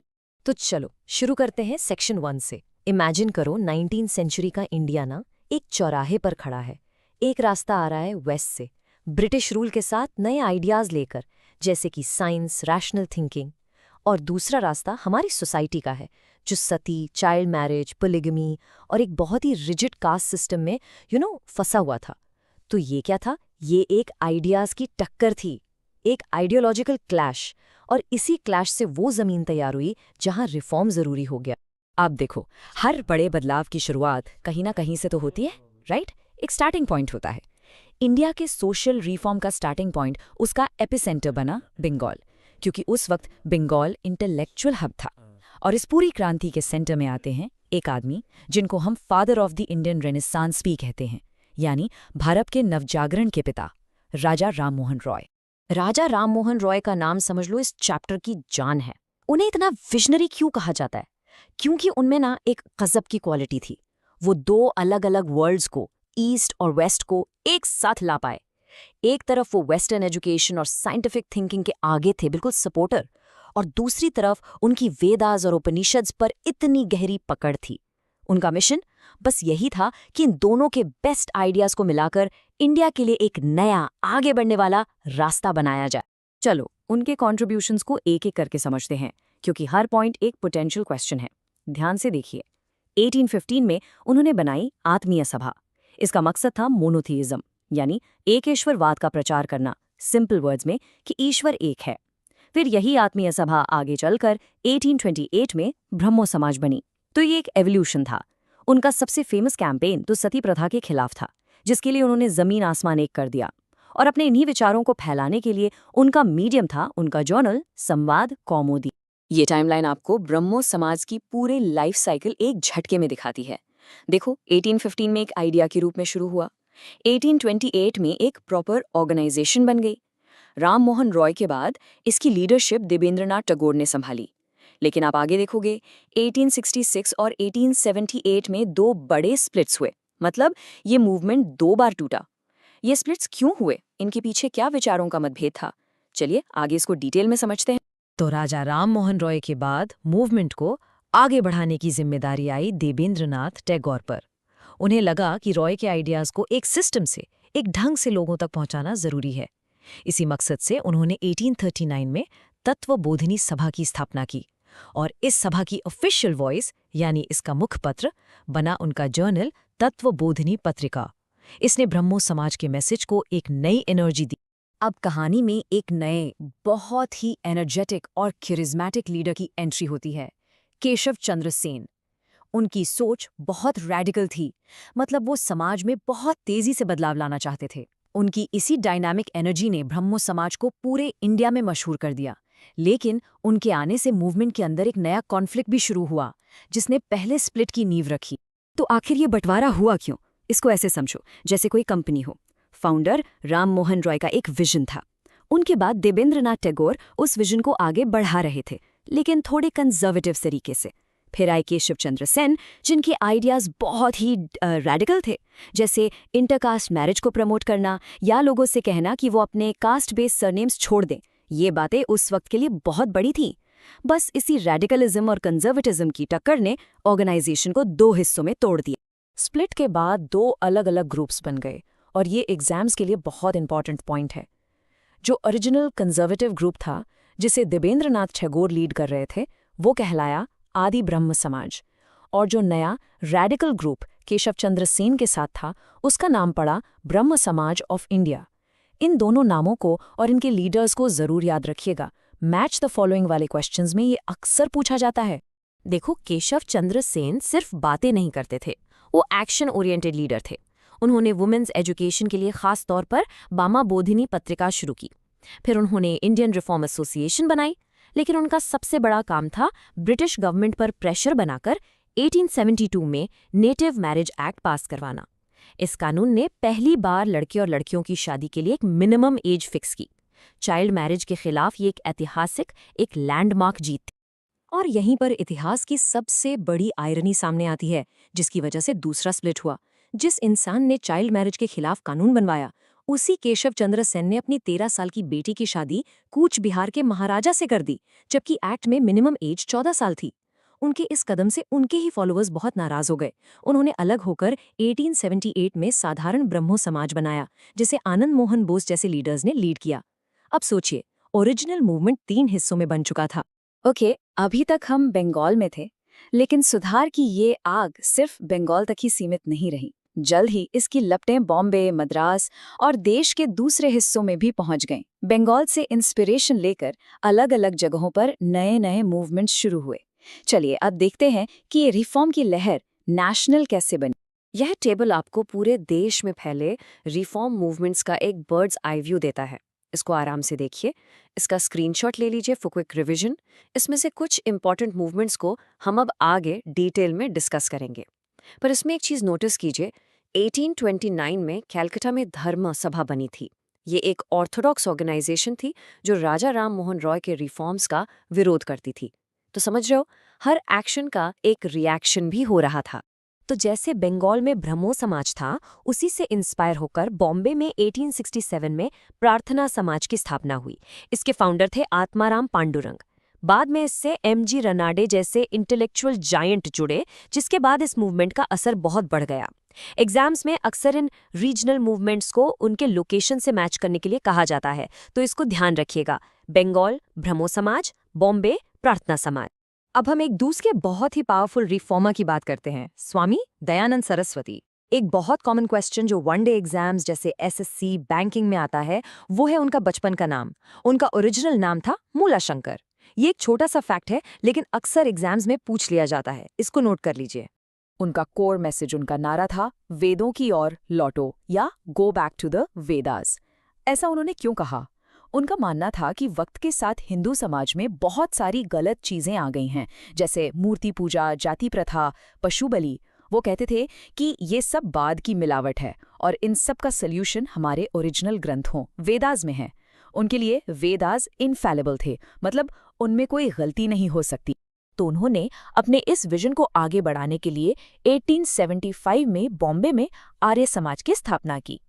इसका एजेंडा बिल्कुल क्लियर था, वेदास की अथॉरिटी को मानना और मूर्ति पूजा, जाति प्रथा और बाल विवाह जैसी चीजों का विरोध करना। उन्होंने अपने सारे विचार अपनी सबसे इम्पॉर्टेंट किताब सत्यार्थ प्रकाश में लिखे। ये नाम आप भूल नहीं सकते, इसको स्टार मार्क कीजिए। सत्यार्थ प्रकाश किसने लिखी? ये हर एग्जाम का एक फेवरेट क्वेश्चन है। थियोसॉफिकल सोसाइटी एक यूनिक मूवमेंट है क्योंकि इसकी शुरुआत इंडिया के बाहर न्यूयॉर्क में हुई थी। इसके फाउंडर्स थे एक रशियन महिला मैडम ब्लवात्स्की और एक अमेरिकन कर्नल ऑलकॉट। लेकिन वो इंडियन फिलॉसफी और स्पिरिचुअलिटी से बहुत प्रभावित थे।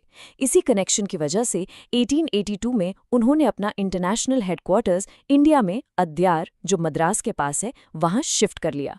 यही अद्यार वाला पॉइंट एग्जाम्स में पूछा जाता है कि उनका इंडियन HQ कहाँ। अब हम आते हैं उस स्पिरिचुअल जायंट पर जिन्होंने इंडियन फिलॉसफी का डंका पूरी दुनिया में बजाया, स्वामी विवेकानंद। उनका मूल नाम, ओरिजिनल नेम था नरेंद्रनाथ दत्ता। उनका सबसे बड़ा कंट्रीब्यूशन था स्पिरिचुअलिटी को सोशल सर्विस से जोड़ना। उन्होंने कहा कि असली पूजा मंदिर में नहीं बल्कि गरीबों और जरूरतमंदों की सेवा में है। इसी को उन्होंने दरिद्र नारायण सेवा कहा। अपने गुरु रामकृष्ण परमहंसा की टीचिंग्स को प्रैक्टिकल फॉर्म देने के लिए उन्होंने 1897 में बेलूर में रामकृष्ण मिशन की स्थापना की।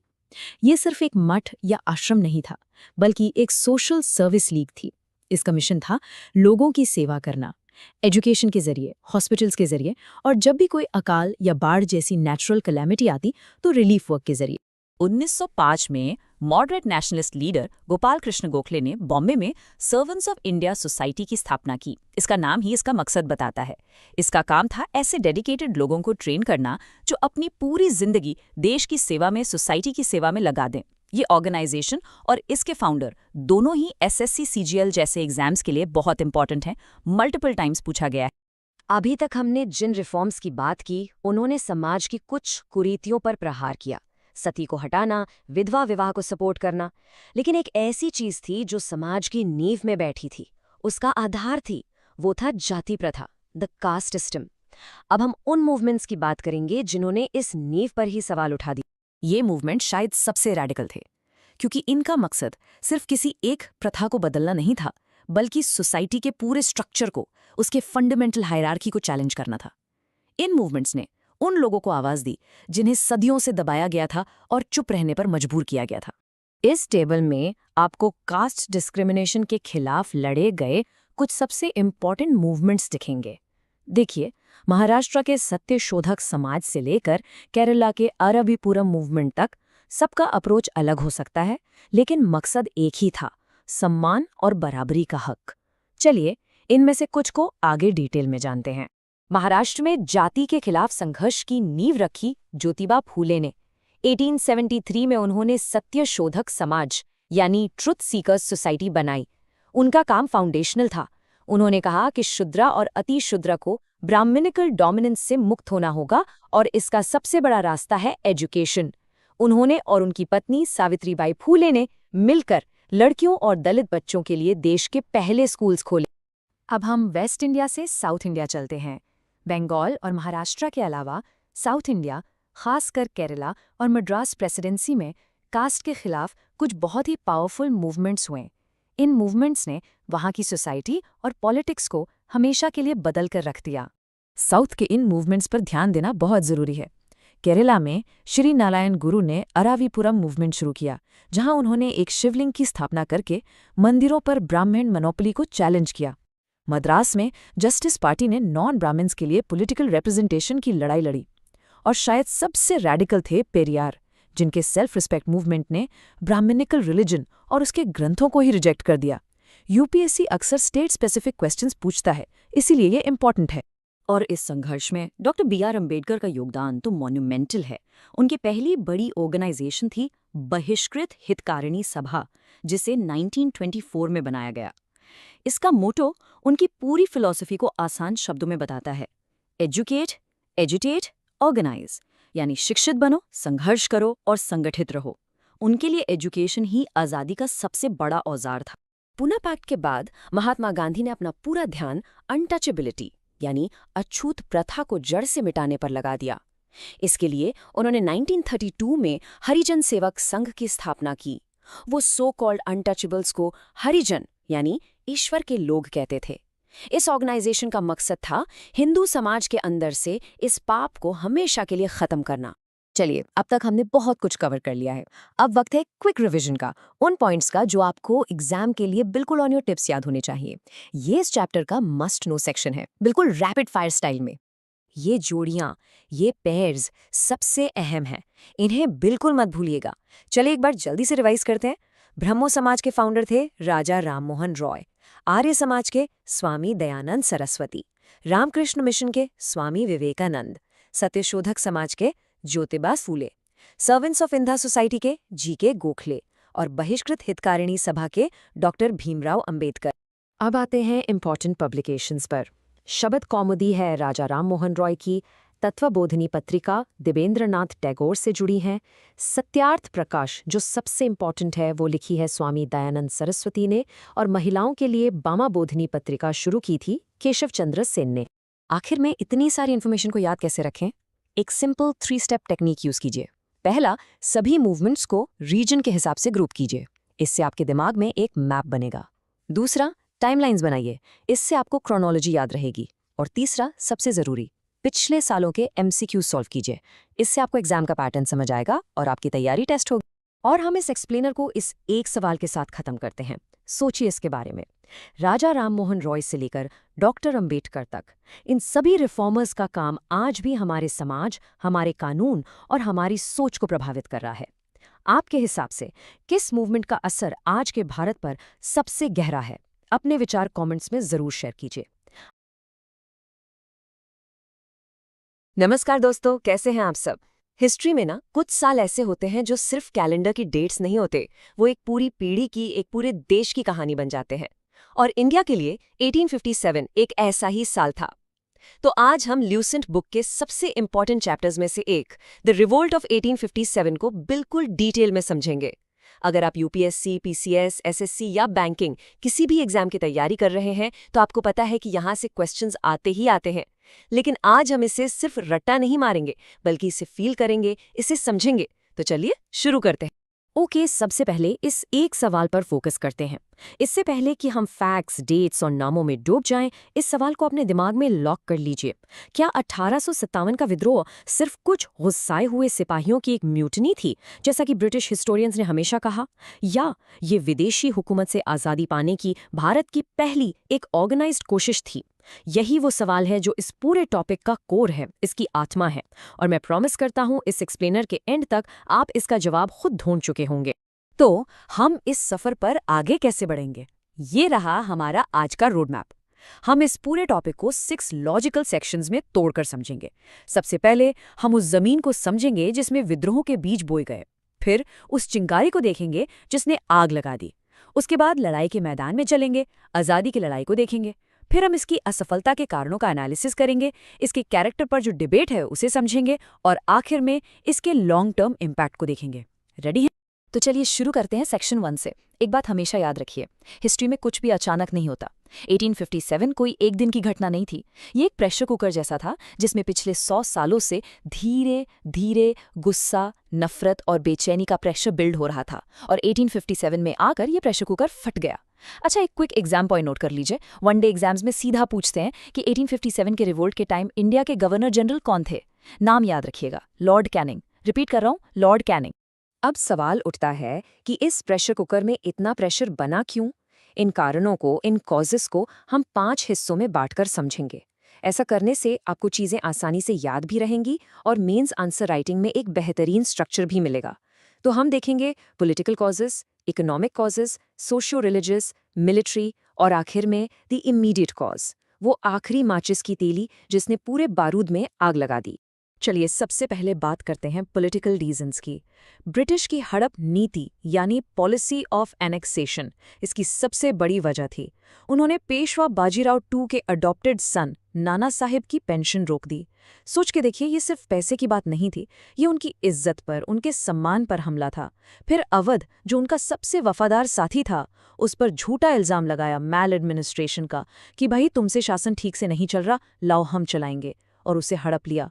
और इन सब में उनका सबसे बड़ा हथियार था लॉर्ड डलहौजी की policy, the doctrine of lapse. अब ये डॉक्ट्रिन ऑफ लैप्स क्या बला थी, इसको बिल्कुल आसान भाषा में समझिए। अंग्रेजों ने एक नया नियम बनाया। उन्होंने कहा कि अगर किसी राजा का अपना सगा बेटा यानी नेचुरल एयर नहीं है तो उसके मरने के बाद उसका राज्य ऑटोमेटिकली ब्रिटिश कंपनी का हो जाएगा। गोद लिए हुए बेटे यानी अडॉप्टेड सन को उत्तराधिकारी नहीं माना जाएगा। इमेजिन कीजिए ये कितनी बड़ी इनजस्टिस थी। इसी पॉलिसी से उन्होंने सतारा, नागपुर और झांसी को हड़प लिया। और हाँ, इसी पॉलिसी ने रानी लक्ष्मीबाई को अपनी तलवार उठाने पर मजबूर कर दिया था। अब आते हैं इकोनॉमिक यानी आर्थिक कारणों पर। अंग्रेजों ने इंडिया को जो सोने की चिड़िया कहलाती थी उसे पूरी तरह से लूट लिया। उन्होंने किसानों पर इतने भारी टैक्स लगाए कि उनकी जमीनें छिन गईं। हमारे जो हथकरघा उद्योग थे, जो आर्टिसंस थे, उनका काम धंधा ऐसी पॉलिसीज बनाकर चौपट कर दिया। साथ ही उन्होंने कुछ सोशल रिफॉर्म्स भी किए, जैसे सती प्रथा को खत्म करना और विधवा विवाह को लीगल बनाना। अब देखिए, भले ही ये कदम आगे की सोच वाले थे, लेकिन उस वक्त के जो कंजर्वेटिव लोग थे उन्होंने इसे अपने धर्म और रीति रिवाजों पर सीधा हमला माना। तो अब पिक्चर क्लियर हो रही है। पॉलिटिकल, इकोनॉमिक, सोशल, सारे कारण मिलकर एक बारूद का ढेर तैयार कर चुके थे। पूरा देश एक ज्वालामुखी के मुहाने पर बैठा था, बस एक चिंगारी की कमी थी। और वो चिंगारी आई एक नई बंदूक के रूप में। नाम था द एनफील्ड राइफल। यही बना इस विद्रोह का इमीडिएट कॉज, वो तत्कालिक कारण जिसने इस आग को भड़का दी। हुआ ये कि इस नई एनफील्ड राइफल में जो कारतूस यानी कार्ट्रिजेज यूज होती थी, उन्हें बंदूक में लोड करने से पहले दांत से काटकर खोलना पड़ता था। अब एक अफवाह फैली और ये आग की तरह फैली कि उस कार्ट्रिज के ऊपर जो ग्रीस लगी है वो गाय और सुअर की चर्बी से बनी है। अब सोचिए, गाय हिंदुओं के लिए पवित्र है और सुअर मुसलमानों के लिए हराम। इस एक खबर ने हिंदू और मुस्लिम दोनों सिपाहियों के धर्म को, उनके ईमान को आग लगा दी। उन्हें लगा कि अंग्रेज उनका धर्म भ्रष्ट करना चाहते। अब आते हैं हमारे सेक्शन 2 पर।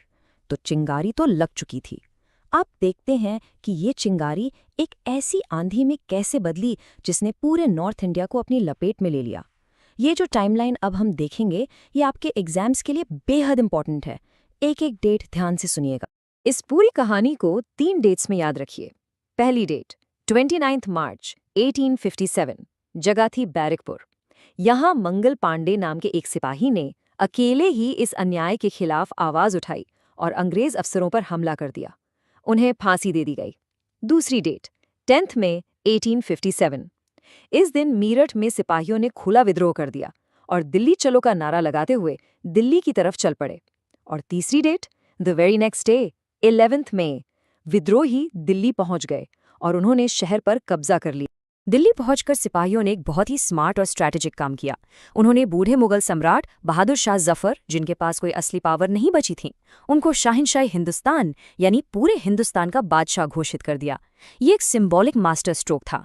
ऐसा करने से इस विद्रोह को एक चेहरा मिल गया, एक लेजिटिमेसी मिल गई। अब ये लड़ाई सिर्फ सिपाहियों की नहीं रही, ये हिंदुस्तान के शाहनशाह के नाम पर आज़ादी की लड़ाई बन गई। चलिए अब आते हैं सेक्शन 3 पर। दिल्ली पर कब्जे की खबर जैसी ही फैली, ये एक सिग्नल बन गई। जैसे एक डोमिनो गिरता है और बाकी सब गिरने लगते हैं, ठीक वैसे ही कानपुर, लखनऊ, झांसी, आरा, एक के बाद एक पूरे नॉर्थ इंडिया में आज़ादी की लड़ाई के नए सेंटर्स बन गए। अब हम देखेंगे कि इन अलग अलग जगहों पर हमारे हीरोज कौन थे और उनका सामना किस ब्रिटिश ऑफिसर से हुआ। दोस्तों, ये टेबल आपके वनडे एग्जाम्स का हॉटस्पॉट है। इसका स्क्रीनशॉट ले लीजिए या नोट कर लीजिए। मैच द फॉलोइंग का क्वेश्चन सीधा यहीं से बनता है। देखिए, दिल्ली में बहादुर शाह के साथ उनके जनरल बख्त खान थे, कानपुर में नाना साहेब और उनके साथ ही तांत्या तोपे, लखनऊ में बेगम हजरत महल ने कमांड संभाली, झांसी में ऑफ कोर्स रानी लक्ष्मीबाई, इलाहाबाद में लियाकत अली और बिहार के जगदीशपुर में 80 साल के कुंवर सिंह ने अंग्रेजों के छक्के छुड़ा दिए। चलिए एक छोटा सा टेस्ट, मैं सेंटर का नाम लूंगा, आप लीडर का नाम सोचिए। रेडी? लखनऊ सोचा आपने, बेगम हजरत महल। एक और, जगदीशपुर, बिल्कुल सही, वीर कुंवर सिंह। ये प्रैक्टिस एग्जाम में बहुत काम आएगी। प्यारे दोस्तों, हर कहानी की हैप्पी एंडिंग नहीं होती। इन महान नेताओं का जो अंजाम हुआ वो हमारे इतिहास का एक बहुत ही दर्दनाक पन्ना है। आखिरी मुगल सम्राट बहादुर शाह जफर को देश से निकालकर रंगून बर्मा भेज दिया गया। नाना साहब और बेगम हजरत महल बचकर नेपाल चले गए। तांत्या तोपे को धोखे से पकड़कर फांसी दे दी गई और वीर कुंवर सिंह वो लड़ाई में मिले घावों के कारण शहीद हो गए। लेकिन इन सब में एक नाम ऐसा है जिसकी वीरता का लोहा उनके सबसे बड़े दुश्मन ने भी माना।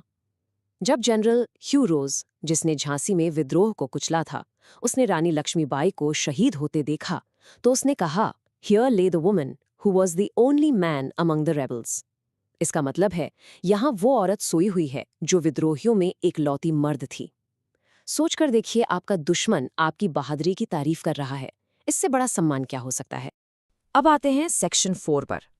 एक सवाल जो सबके मन में आता है, इतनी हिम्मत, इतनी कुर्बानी, इतना बड़ा संघर्ष, तो फिर हम आज़ाद क्यों नहीं हो पाए?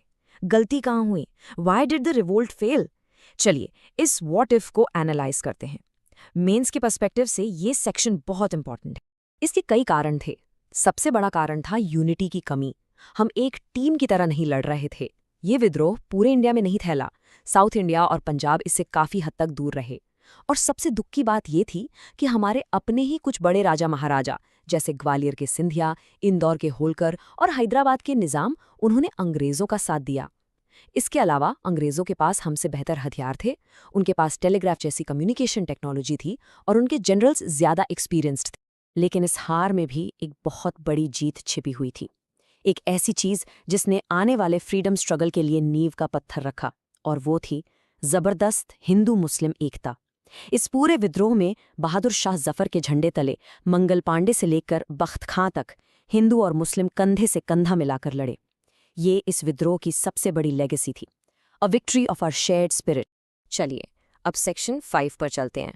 अब वक्त आ गया है उस पहली स्लाइड वाले सवाल पर वापस आने का, the nature of the revolt. आखिर इस विद्रोह का असली कैरेक्टर क्या था? Was it just a sepoy mutiny, या ये सच में फर्स्ट वॉर ऑफ इंडिपेंडेंस थी? इस पर इतिहासकारों की अलग अलग राय हैं। चलिए दोनों पक्षों की दलील सुनते हैं। एक तरफ ब्रिटिश हिस्टोरियंस जैसे जॉन सीली और आर.सी. मजूमदार जैसे कुछ इंडियन हिस्टोरियंस भी हैं, जिनका कहना है कि ये सिर्फ सिपाहियों का अपने स्वार्थ के लिए किया गया एक विद्रोह था, जिसमें आम जनता का सपोर्ट नहीं था, इसलिए वो इसे सिपॉय म्यूटनी कहते हैं। दूसरी तरफ वी.डी. सावरकर जैसे नेशनलिस्ट हैं, जिन्होंने अपनी बुक में इसे सबसे पहले the first war of independence का नाम दिया। अब तक हमने जो भी डिस्कस किया, उसके बेसिस पर आपको क्या लगता है, आप किस तरफ है? शायद इसका सबसे बैलेंस्ड और अच्छा कंक्लूजन डॉक्टर एस.एन. सेन देते हैं, जिनकी बुक का नाम ही 1857 है। उनकी इस लाइन को बहुत ध्यान से सुनिए। What began as a fight for religion ended as a war for independence। मतलब जो चीज़ धर्म के लिए कार्ट्रिज के इशू पर शुरू हुई थी, उसका अंत आज़ादी की लड़ाई के रूप में हुआ। शुरुआत भले ही धार्मिक कारण से हुई, लेकिन जल्द ही इसका मकसद अंग्रेज़ों को देश से निकालना बन गया।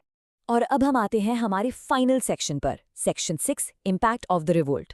ये विद्रोह भले ही मिलिट्री लेवल पर फेल हो गया, लेकिन इसने ब्रिटिश शासन की नींव हिलाकर रख दी। इसने ब्रिटिश एम्पायर के ताज में एक ऐसी दरार डाल दी जो वक्त के साथ बढ़ती ही गई। 1857 एक गेम चेंजर था। इसके बाद का इंडिया 1857 से पहले के इंडिया से हमेशा के लिए बदल गया। देखते हैं कैसे। ये बदलाव आपके मेंस एग्जाम के लिए गोल्ड हैं। इन्हें बिल्कुल ध्यान से समझिए। सबसे बड़ा बदलाव, ईस्ट इंडिया कंपनी का राज खत्म।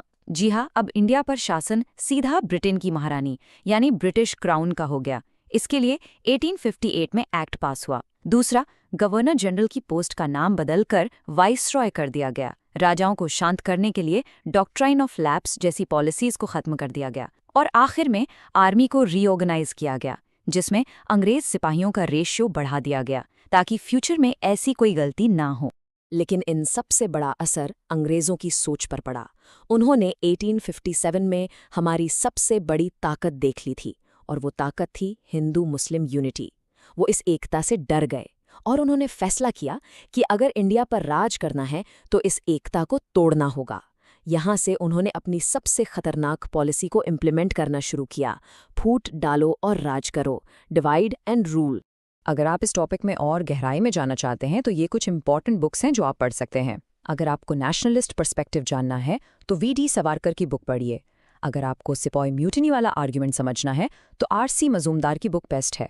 और अगर एक बैलेंस्ड सरकारी हिस्ट्री पढ़नी है तो एस.एन. सेन की 1857 जरूर पढ़िए। तो इस पूरे एक्सप्लेनर के एंड में मैं आपके लिए वही सवाल छोड़ रहा हूँ। सोचिए, क्या 1857 एक हारी हुई लड़ाई थी या आज़ादी की वो पहली आवाज़ थी जिसके बाद देश कभी चुप नहीं हुआ? शायद ये एक ऐसी हार थी जिसमें आने वाली जीत के बीज छिपे थे। एक ऐसी चिंगारी जो भले ही उस वक्त बुझा दी गई, पर उसने अगले 90 साल तक आज़ादी की आग को सुलगाए रखा। आप क्या सोचते हैं? हेलो स्टूडेंट्स, कैसे हैं आप सब? वेलकम। मैं हूं आपका हिस्ट्री टीचर और आज हम लूसेंट बुक के एक ऐसे चैप्टर को मास्टर करने वाले हैं जहां से सबसे ज्यादा क्वेश्चंस आते हैं। जी हां, द इंडियन नेशनल मूवमेंट। और हम कवर करेंगे इसका बिल्कुल शुरुआती दौर, यानी 1885 से 1917 तक। देखिए, चाहे आप यूपीएससी दे रहे हो, एसएससी या बैंकिंग, ये मॉडर्न हिस्ट्री का बेस है। इसके बिना आगे की कहानी समझ ही नहीं आएगी। तो नोटबुक और पेन रेडी कर लीजिए, क्योंकि हम सिर्फ फैक्ट्स नहीं रटेंगे, हम हर चीज के पीछे का क्यों और कैसे समझेंगे। तो चलिए शुरू करते हैं। ओके, तो ये है आज का हमारा रोड मैप। हम बिल्कुल शुरू से शुरू करेंगे, देखेंगे कि कांग्रेस आने से पहले क्या माहौल था, फिर नरम दल के लीडर्स और उनके काम करने के तरीके को समझेंगे।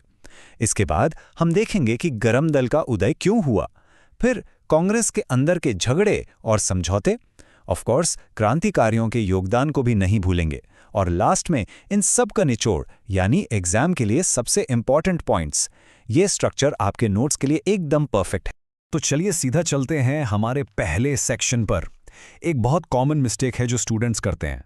उन्हें लगता है आज़ादी की लड़ाई 1885 में इंडियन नेशनल कांग्रेस के बनने के साथ ही शुरू हुई, पर नहीं। सच तो ये है कि कोई भी बड़ी चीज, कोई भी बड़ा आंदोलन रातों रात खड़ा नहीं होता। उसके लिए जमीन पहले से तैयार हो रही थी। तो 1885 से पहले इंडिया के अलग अलग हिस्सों में छोटी बड़ी पॉलिटिकल ऑर्गेनाइजेशंस बन रही थी। ये लोगों में एक पॉलिटिकल अवेयरनेस ला रही थी। आप कह सकते हैं कि ये सारी ऑर्गेनाइजेशंस कांग्रेस की नर्सरी थी। अब इस टेबल पर थोड़ा फोकस कीजिए। यहां से स्पेशली एसएससी और स्टेट एग्जाम्स में मैच द फॉलोइंग वाले क्वेश्चंस सीधे उठकर आते हैं। कई सारी ऑर्गेनाइजेशंस हैं, पर मैं दो पर आपका ध्यान लाना चाहता हूं। एक है दादा भाई नारोजी की ईस्ट इंडिया एसोसिएशन, और ये कहाँ बनी? लंदन में। अब सोचिए, लंदन में क्यों? ताकि वहां के लोगों को, वहां के पॉलिटिशियंस को बताया जा सके कि ब्रिटिश रूल इंडिया में आखिर क्या कर रहा है। और दूसरी इंडियन एसोसिएशन, जिसे बनाया सुरेंद्र नाथ बैनर्जी और आनंद मोहन बोस ने। इसे कांग्रेस का पूर्वगामी या प्रिकर्सर भी कहा जाता है। इन सब ने मिलकर एक ऐसी जमीन तैयार की जहां पर एक ऑल इंडिया लेवल की ऑर्गेनाइजेशन की जरूरत फील होने लगी। और बस इसी जरूरत से जन्म हुआ इंडियन नेशनल कांग्रेस का। तो चलिए अब हम एंटर करते हैं अपने सेक्शन 2 में, द मॉडरेट फेज। ये कांग्रेस के शुरुआती 20 साल हैं, 1885 से 1905 तक का टाइम। इस दौरान कांग्रेस की लीडरशिप उन नेताओं के हाथ में थी जिनकी आइडियोलॉजी को हम मॉडरेट या नरमपंथी कहते हैं। लेकिन उन्हें नरम दल क्यों कहते थे? उनका काम करने का तरीका क्या था? आइए इसको थोड़ा डिटेल में समझते हैं। तो कांग्रेस आखिर बनी कैसे?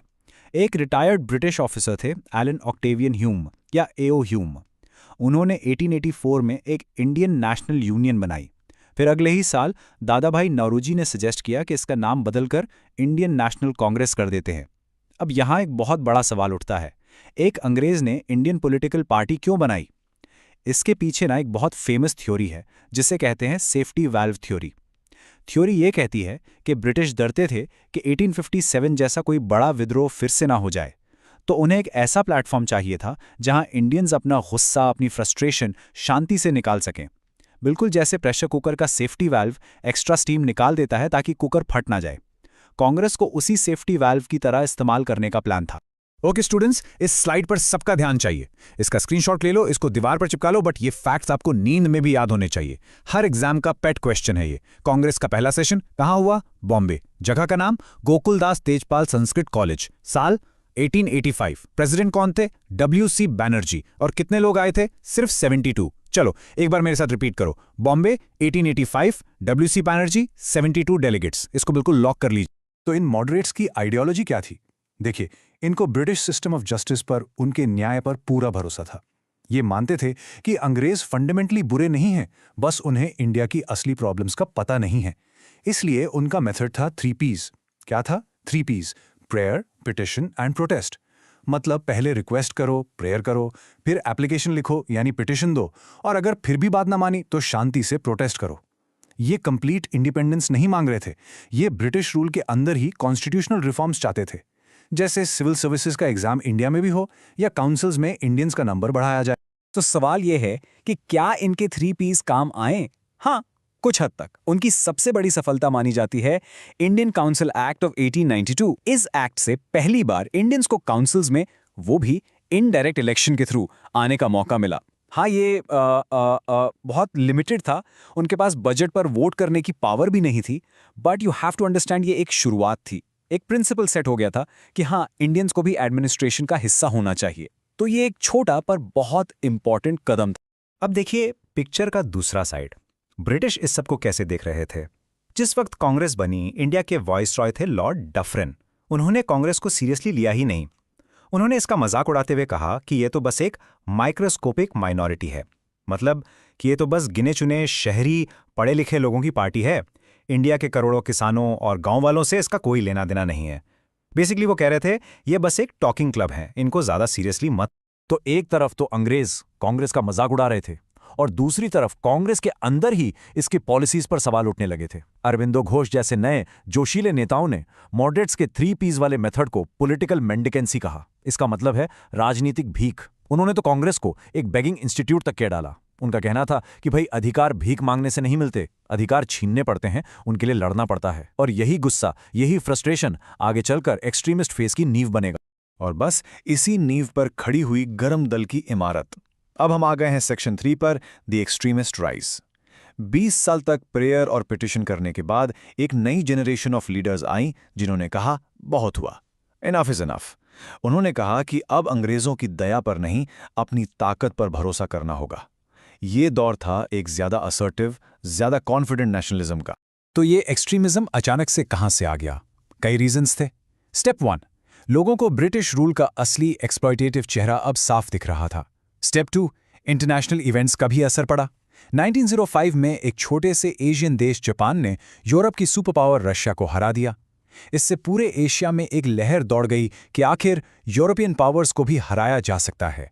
स्टेप 3, मॉडरेट्स की 20 साल की मेहनत से कोई ऐसी बड़ी अचीवमेंट हाथ नहीं लगी थी। और सबसे बड़ा, the final nail in the coffin, वो था स्टेप 4, लॉर्ड कर्जन की पॉलिसीज, जिसका सबसे बुरा एग्जाम्पल था पार्टीशन ऑफ बंगाल।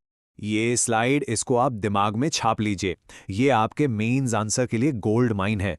देखिए, नरम दल का एम था रिफॉर्म्स, लेकिन गरम दल का एम था स्वराज यानी सेल्फ रूल, अपना राज। और तरीके, जमीन आसमान का फर्क। मॉडरेट्स के 3 Ps के जवाब में एक्सट्रीमिस्ट लाए पैसिव रेजिस्टेंस, जिसके 2 मेन हथियार थे, बॉयकॉट और स्वदेशी। बॉयकॉट मतलब अंग्रेजी सामान, अंग्रेजी स्कूल, कॉलेज, कोर्ट, सबका बहिष्कार। और स्वदेशी मतलब सिर्फ अपने देश में बनी चीजों का इस्तेमाल। ये सीधा ब्रिटिश इकोनॉमी की कमर तोड़ने का प्लान था। और इस गरम दल की पॉलिटिक्स के 3 सबसे बड़े एक्शन हीरोज थे, जिन्हें हम लाल बाल पाल की तिकड़ी कहते हैं। लाल से लाला लाजपत राय, शेरे पंजाब। बाल से बाल गंगाधर तिलक, महाराष्ट्र से, जो इस फेस के सबसे बड़े लीडर थे। और पाल से बिपिन चंद्र पाल, बंगाल से। और देखिए ये तीनों अलग अलग इलाकों से थे, पंजाब, महाराष्ट्र, बंगाल। ये दिखाता है कि अब नेशनलिज्म का आइडिया सिर्फ बड़े शहरों तक नहीं, पूरे देश में फैल रहा था। और बाल गंगाधर तिलक का ये नारा, स्वराज मेरा जन्म सिद्ध अधिकार है और मैं इसे लेकर रहूंगा, ये सिर्फ एक स्लोगन नहीं था, ये उस पूरे दौर की आवाज थी। इस लाइन में कॉन्फिडेंस देखिए, एक कन्विक्शन है, यहाँ रिक्वेस्ट नहीं है, यहाँ क्लेम है, यहाँ भीख नहीं, यहाँ हक है। यही नरम दल और गरम दल की सोच का सबसे बड़ा फर्क था। और हाँ, एग्जाम के लिए तिलक के 2 न्यूज़पेपर्स हमेशा याद रखिएगा, केसरी जो मराठी में था और महाराटा जो इंग्लिश में था। और वो आखिरी चीज जिसने इस आग में घी का काम किया वो था पार्टीशन ऑफ बंगाल। अंग्रेजों ने ऑफिशियल रीजन क्या दिया कि बंगाल इतना बड़ा स्टेट है, एडमिनिस्ट्रेशन मुश्किल हो रहा है। लेकिन असली रीजन था डिवाइड एंड रूल। उन्होंने बंगाल को हिंदू मेजॉरिटी वेस्ट बंगाल और मुस्लिम मेजॉरिटी ईस्ट बंगाल में बांट दिया। उनका प्लान था कि हिंदू मुस्लिम आपस में ही लड़ते रहेंगे और बंगाल, जो उस वक्त नेशनलिज्म का सेंटर था, कमजोर हो जाएगा। लेकिन प्लान उल्टा पड़ गया। इस एक डिसीजन ने पूरे देश को एक कर दिया। चलिए अब आगे बढ़ते हैं सेक्शन 4 पर। देखिए, जब एक ही घर में 2 अलग सोच के लोग रहते हैं तो टकराव तो होता ही है। कांग्रेस के अंदर भी अब 2 परिवार थे, नरम दल और गरम दल। तो इस सेक्शन में हम उनके आपसी टकराव और देश के लिए किए गए कॉम्प्रोमाइजेस की कहानी देखेंगे। आइए इस टाइमलाइन को आराम से समझते हैं। 1906 में अंग्रेजों की शहर पर ढाका में मुस्लिम लीग बनाई गई। फिर 1907 में सूरत सेशन में नरम दल और गरम दल में झगड़ा इतना बढ़ गया कि कांग्रेस 2 हिस्सों में टूट गई। हिस्ट्री में इसे सूरत स्प्लिट कहते हैं। अंग्रेजों ने इसका पूरा फायदा उठाया और 1909 में लाए मॉडले मिंटो रिफॉर्म्स। इसी में उन्होंने सेपरेट इलेक्टोरेट्स का जहर घोला, जिसका मतलब था कि मुस्लिम वोटर्स सिर्फ मुस्लिम कैंडिडेट्स को ही वोट दे सकते हैं। ये डिवाइड एंड रूल का सबसे खतरनाक स्टेप था। लेकिन फिर 1916 में ऐतिहासिक लखनऊ पैक्ट हुआ, जिसमें कांग्रेस और मुस्लिम लीग एक साथ आए और टूटे हुए नरम गरम दल भी एक हो गए। अभी तक हमने आजादी की लड़ाई की 2 धाराओं की बात की, मॉडरेट्स और एक्सट्रीमिस्ट्स। लेकिन इनके पैरेलल एक तीसरी और सबसे तेज धार बह रही थी। ये थे क्रांतिकारी, द रेवोल्यूशनरीज।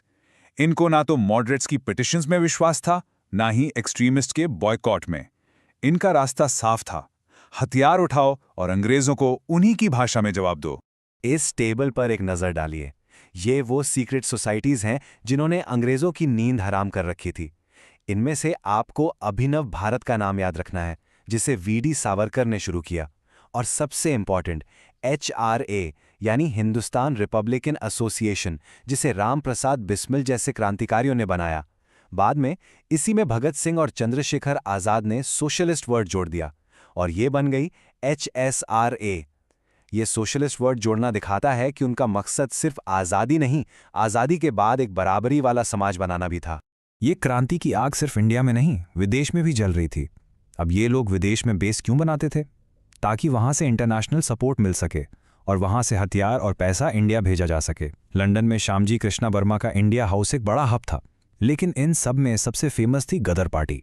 ये अमेरिका के सैन फ्रांसिस्को में लाला हरदयाल ने शुरू की थी। इनका गदर नाम का न्यूज़पेपर पूरी दुनिया में इंडियंस तक क्रांति का मैसेज पहुंचाता था। ये कुछ ऐसी घटनाएं हैं जिन्होंने ब्रिटिश एम्पायर की जड़ें हिला दी।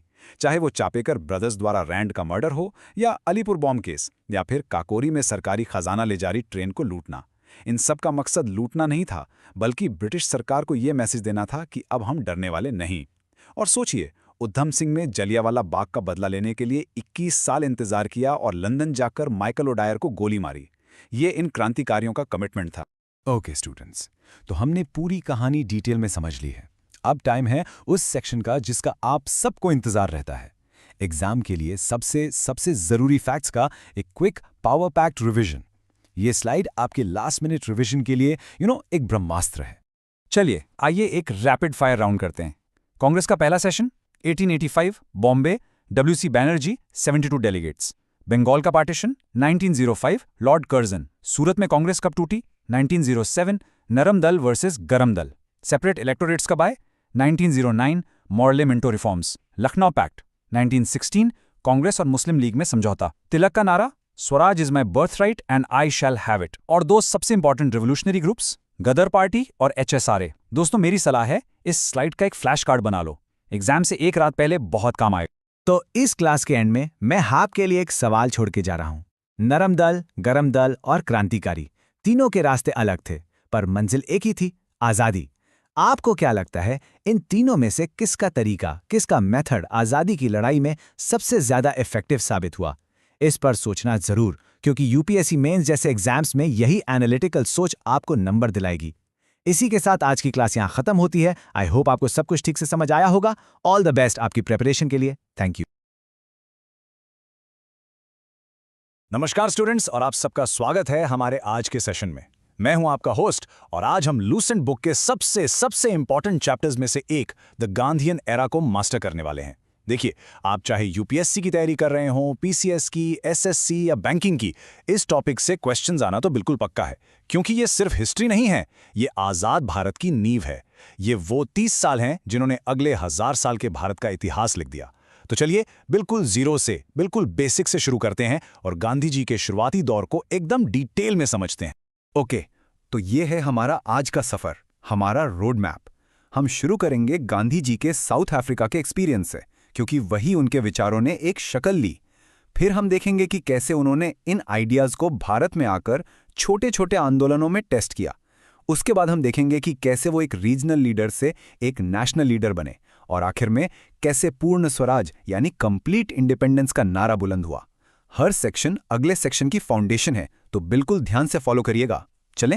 तो पहला सवाल ये उठता है कि हम सीधे 1915 से क्यों नहीं शुरू करते, हम साउथ अफ्रीका क्यों जा रहे हैं? क्योंकि स्टूडेंट्स, साउथ अफ्रीका वो जमीन थी जहां मोहनदास महात्मा बने। समझिए, ये उनकी पॉलिटिकल लैबोरेटरी थी।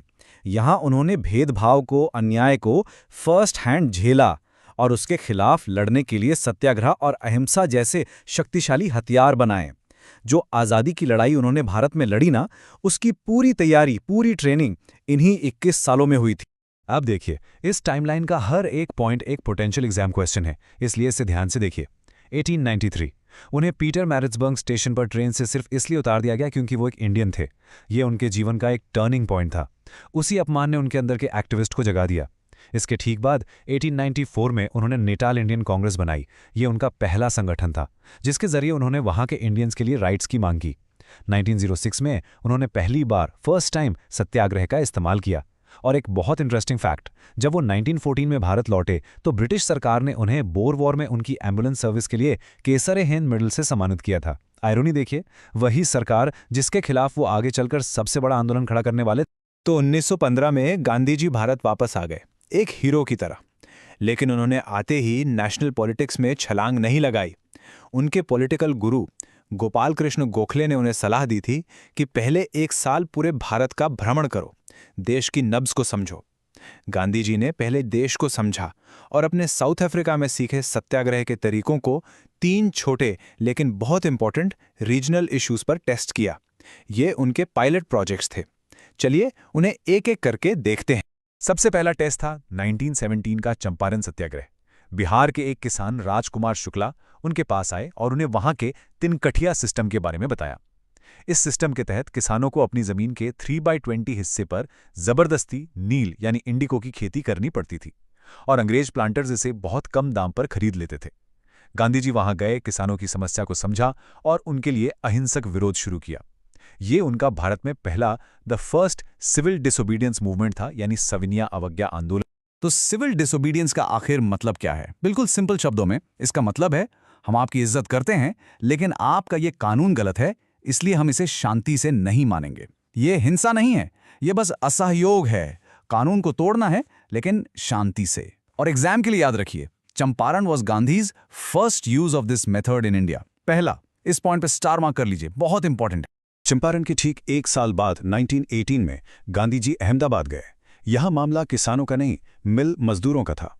कॉटन मिल के मालिक और मजदूरों के बीच प्लेग बोनस को लेकर विवाद चल रहा था। जब बात नहीं बन रही थी तो गांधी जी ने एक नया हथियार इस्तेमाल किया, भूख हड़ताल यानी हंगर स्ट्राइक। ये एक आत्मिक प्रेशर बनाने का तरीका था। इसका असर हुआ और मिल मालिक झुकने पर मजबूर हो गए। ये उनकी पहली भूख हड़ताल थी। एक और फर्स्ट, उसी साल 1918 में गुजरात के खेड़ा जिले में फसल खराब हो गई। किसान लगान या टैक्स देने की हालत में बिल्कुल नहीं थे, लेकिन ब्रिटिश सरकार जबरदस्ती कर रही थी। यहां गांधी जी ने किसानों को कहा कि सरकार के साथ नॉन कोऑपरेट करो, यानी उनका सहयोग मत करो, टैक्स मत दो। अब देखिए, सिविल डिसोबीडियंस में आप कानून तोड़ते हैं, नॉन कोऑपरेशन में आप सरकार के काम में सहयोग नहीं करते। ये एक सटल सा डिफरेंस है। और खेड़ा उनका पहला नॉन कोऑपरेशन मूवमेंट था। इसका स्क्रीनशॉट ले लीजिए या नोट कर लीजिए। एसएससी, बैंकिंग और स्टेट पीसीएस एग्जाम्स में मैच द फॉलोइंग क्वेश्चंस के लिए ये गोल्ड माइन है। एक बार रिवाइज करते हैं। Champaran 1917 Bihar, first civil disobedience. Ahmedabad 1918 Gujarat, first hunger strike. Kheda 1918 Gujarat, first non cooperation. इसको बिल्कुल मत भूलना, आप इसे CAK यानी केक से याद रख सकते हैं। चंपारण, अहमदाबाद, खेड़ा, सिंपल। अब तक गांधी जी ने 3 रीजनल इश्यूज में सफलता पाली थी, लेकिन 1919 के बाद कुछ ऐसी घटनाएं हुईं जिन्होंने उन्हें नेशनल स्टेज पर ला दिया। देखिए, फर्स्ट वर्ल्ड वॉर में इंडियंस ने ब्रिटिश सरकार का भरपूर साथ दिया था, इस उम्मीद में कि वॉर के बाद अंग्रेज हमें आज़ादी या कम से कम सेल्फ गवर्नमेंट देंगे। लेकिन हुआ इसका एकदम उल्टा। आज़ादी देने के बजाय उन्होंने और भी ज्यादा ऑप्रेसिव यानी दमनकारी कानून लागू कर दिए। और इसकी शुरुआत हुई रॉलेट एक्ट से। अंग्रेज़ों को डर था कि वॉर के बाद क्रांतिकारी गतिविधियां बढ़ जाएंगी, तो उन्हें दबाने के लिए ये काला कानून लाया गया। इसके तहत ब्रिटिश सरकार किसी भी भारतीय को सिर्फ शक के आधार पर बिना किसी ट्रायल के 2 साल तक जेल में बंद कर सकती थी। इसीलिए इसको नो अपील, नो दलील, नो वकील वाला कानून कहा गया। ना आप ऊपर की कोर्ट में अपील कर सकते थे, ना अपनी बुगनाई की दलील दे सकते थे, ना कोई वकील रख सकते थे। ये सीधे सीधे ह्यूमन राइट्स का वायलेशन था। रॉलेट एक्ट के विरोध में पूरे देश में प्रोटेस्ट हो रहे थे और पंजाब इसका सेंटर था। वहाँ 2 बड़े नेताओं डॉक्टर सैफुद्दीन किचलू और डॉक्टर सत्यपाल को अरेस्ट करके किसी अनजान जगह भेज दिया गया। इसके प्रोटेस्ट में 13 अप्रैल बैसाखी के दिन, जो पंजाब का एक बड़ा त्यौहार है, अमृतसर के जलियांवाला बाग में हजारों लोग एक बिल्कुल शांतिपूर्ण सभा के लिए इकट्ठा हुए थे। इनमें बच्चे, औरतें, बुजुर्ग सब शामिल थे। और तभी जनरल डायर ने बाग के इकलौते एग्जिट को ब्लॉक करके अपने सैनिकों के साथ बिना किसी चेतावनी के उन निहत्थे लोगों पर गोलियां चला दी। और गोलियां तब तक चलती रहीं जब तक खत्म नहीं हो गई। सरकारी आंकड़ों के अनुसार 379 लोग मारे गए, लेकिन असलियत में ये आंकड़ा हजारों में था। ये एक ऐसी घटना थी जिसने पूरे देश को हिलाकर रख दिया और आज़ादी की आग को और भड़का दिया। ब्रिटिश सरकार का जो असली क्रूअल चेहरा था वो सबके सामने आ गया था। इस नरसंहार के कॉन्सिक्वेंसेस बहुत दूरगामी थे। गांधी जी, जिन्होंने ब्रिटिश न्याय व्यवस्था में कभी विश्वास रखा था, उनका विश्वास टूट गया। उन्होंने विरोध में अपना केसरे हिंद मेडल लौटा दिया। ये एक सिंबॉलिक एक्ट था, ये कहने का कि अब हमें तुम्हारे सम्मान की जरूरत नहीं। देश का गुस्सा और बढ़ गया और इस अपमान का बीज उधम सिंह के मन में ऐसा बैठा कि सालों बाद 1940 में उन्होंने लंदन जाकर इसका बदला माइकल ओडवायर को मार कर लिया, जो उस समय पंजाब के लेफ्टिनेंट गवर्नर थे। जालियनवाला बाग के बाद गांधी जी ने एक बड़े नेशन वाइड मूवमेंट की जरूरत महसूस की। उसी समय फर्स्ट वर्ल्ड वॉर में टर्की हार गया था और अंग्रेज वहां के खलीफा या कालीफा, जो पूरी दुनिया के मुसलमानों के धार्मिक गुरु माने जाते थे, उनकी शक्तियां छीन रहे थे। इससे भारत के मुसलमान बहुत नाराज थे और अली ब्रदर्स, मोहम्मद अली एंड शौकत अली के नेतृत्व में खिलाफत मूवमेंट चला रहे थे। गांधी जी ने इसमें हिंदू मुस्लिम एकता का एक सुनहरा मौका देखा। उन्होंने खिलाफत मूवमेंट को कांग्रेस के नॉन कोऑपरेशन मूवमेंट के साथ जोड़ दिया। दोनों का एक ही लक्ष्य रखा गया, स्वराज। नॉन कोऑपरेशन मूवमेंट बहुत सफल हो रहा था। स्टूडेंट्स ने सरकारी स्कूल्स और कॉलेजेस छोड़ दिए, वकीलों ने अदालत का बॉयकॉट किया, लोगों ने विदेशी कपड़ों की होली जलाई। पूरा देश एक साथ अंग्रेजों के खिलाफ खड़ा था। लेकिन 4 फरवरी 1922 को उत्तर प्रदेश के गोरखपुर में चौरी चौरा नाम की एक छोटी सी जगह पर पुलिस ने प्रोटेस्ट कर रही भीड़ पर लाठीचार्ज किया। इससे गुस्साई भीड़ ने पुलिस स्टेशन में आग लगा दी, जिसमें 22 पुलिस वाले जिंदा जलकर मारे गए। सोचने वाली बात है, ये मूवमेंट अपने पीक पर था, सरकार घबराई हुई थी, तो फिर गांधी जी ने इसे अचानक बंद क्यों कर दिया? बहुत से नेता जैसे मोतीलाल नेहरू और सुभाष चंद्र बोस उनके इस फैसले से बहुत नाराज हुए। लेकिन गांधी जी का सबसे बड़ा सिद्धांत था अहिंसा, यानी नॉन वायलेंस। उनके लिए साधन यानी आज़ादी पाने का तरीका उतना ही पवित्र था जितना साध्य यानी आज़ादी। चौरी चौरा की हिंसा ने उनके इस सिद्धांत को ठेस पहुंचाई। उन्होंने कहा कि देश अभी एक बड़े अहिंसक आंदोलन के लिए तैयार नहीं है, और 12 फरवरी 1922 को उन्होंने ये मूवमेंट वापस लिया। नॉन कोऑपरेशन मूवमेंट के अचानक वापस लेने से एक पॉलिटिकल वैक्यूम सा आ गया, एक राजनीतिक शून्य। लोगों में निराशा थी। कुछ नेता गांधी जी के इस फैसले से खुश नहीं थे। उनका मानना था कि एक जगह की हिंसा की सजा पूरे देश को नहीं मिलनी चाहिए। इस दौरान पॉलिटिक्स में कुछ नई स्ट्रैटेजीज और नए दलों का उदय हुआ। चलो देखते हैं। इन्हीं में से एक थी स्वराज पार्टी, जिसे कांग्रेस के अंदर ही मोतीलाल नेहरू और सीआर दास जैसे नेताओं ने बनाया। ये प्रो चेंजर्स कहलाए। इनका तरीका गांधी जी के नो चेंजेस से अलग था। ये इलेक्शंस का बॉयकॉट नहीं करना चाहते थे। इनका प्लान था इलेक्शंस जीतकर काउंसिल यानी लेजिस्लेचर के अंदर जाना और सिस्टम के अंदर से ब्रिटिश सरकार के काम में बाधा डालना। उनकी स्ट्रैटेजी थी रैकेट फ्रॉम विदिन। इस स्ट्रैटेजी को काउंसिल एंट्री कहते हैं। फिर 1927 में ब्रिटिश सरकार ने इंडिया में आगे कॉन्स्टिट्यूशनल रिफॉर्म सुझाने के लिए एक कमीशन भेजा। इसके हेड थे सर जॉन साइमन, इसीलिए इसे साइमन कमीशन कहा गया। लेकिन इसमें सबसे बड़ी प्रॉब्लम यह थी कि यह कमीशन भारत का भविष्य तय करने आया था और इसमें एक भी भारतीय मेंबर नहीं था। Can you believe it? सारे के सारे 7 मेंबर्स अंग्रेज थे। ये एक तरह से देश का अपमान था। इसलिए जहां भी यह कमीशन गया, इसका पूरे देश में काले झंडों और साइमन गो बैक के नारों से विरोध हुआ। साइमन कमीशन के जवाब में अंग्रेजों ने इंडियंस को चैलेंज किया कि अगर तुम में काबिलियत है तो अपना संविधान खुद बनाकर दिखाओ। इस चैलेंज को एक्सेप्ट करते हुए मोतीलाल नेहरू की अध्यक्षता में एक कमेटी बनी जिसने नेहरू रिपोर्ट तैयार की। इसकी सबसे बड़ी मांग थी डोमिनियन स्टेटस, मतलब हम ब्रिटिश एम्पायर के अंदर ही रहेंगे जैसे कनाडा और ऑस्ट्रेलिया, लेकिन हमारे इंटरनल मामलों में हमारा अपना शासन होगा।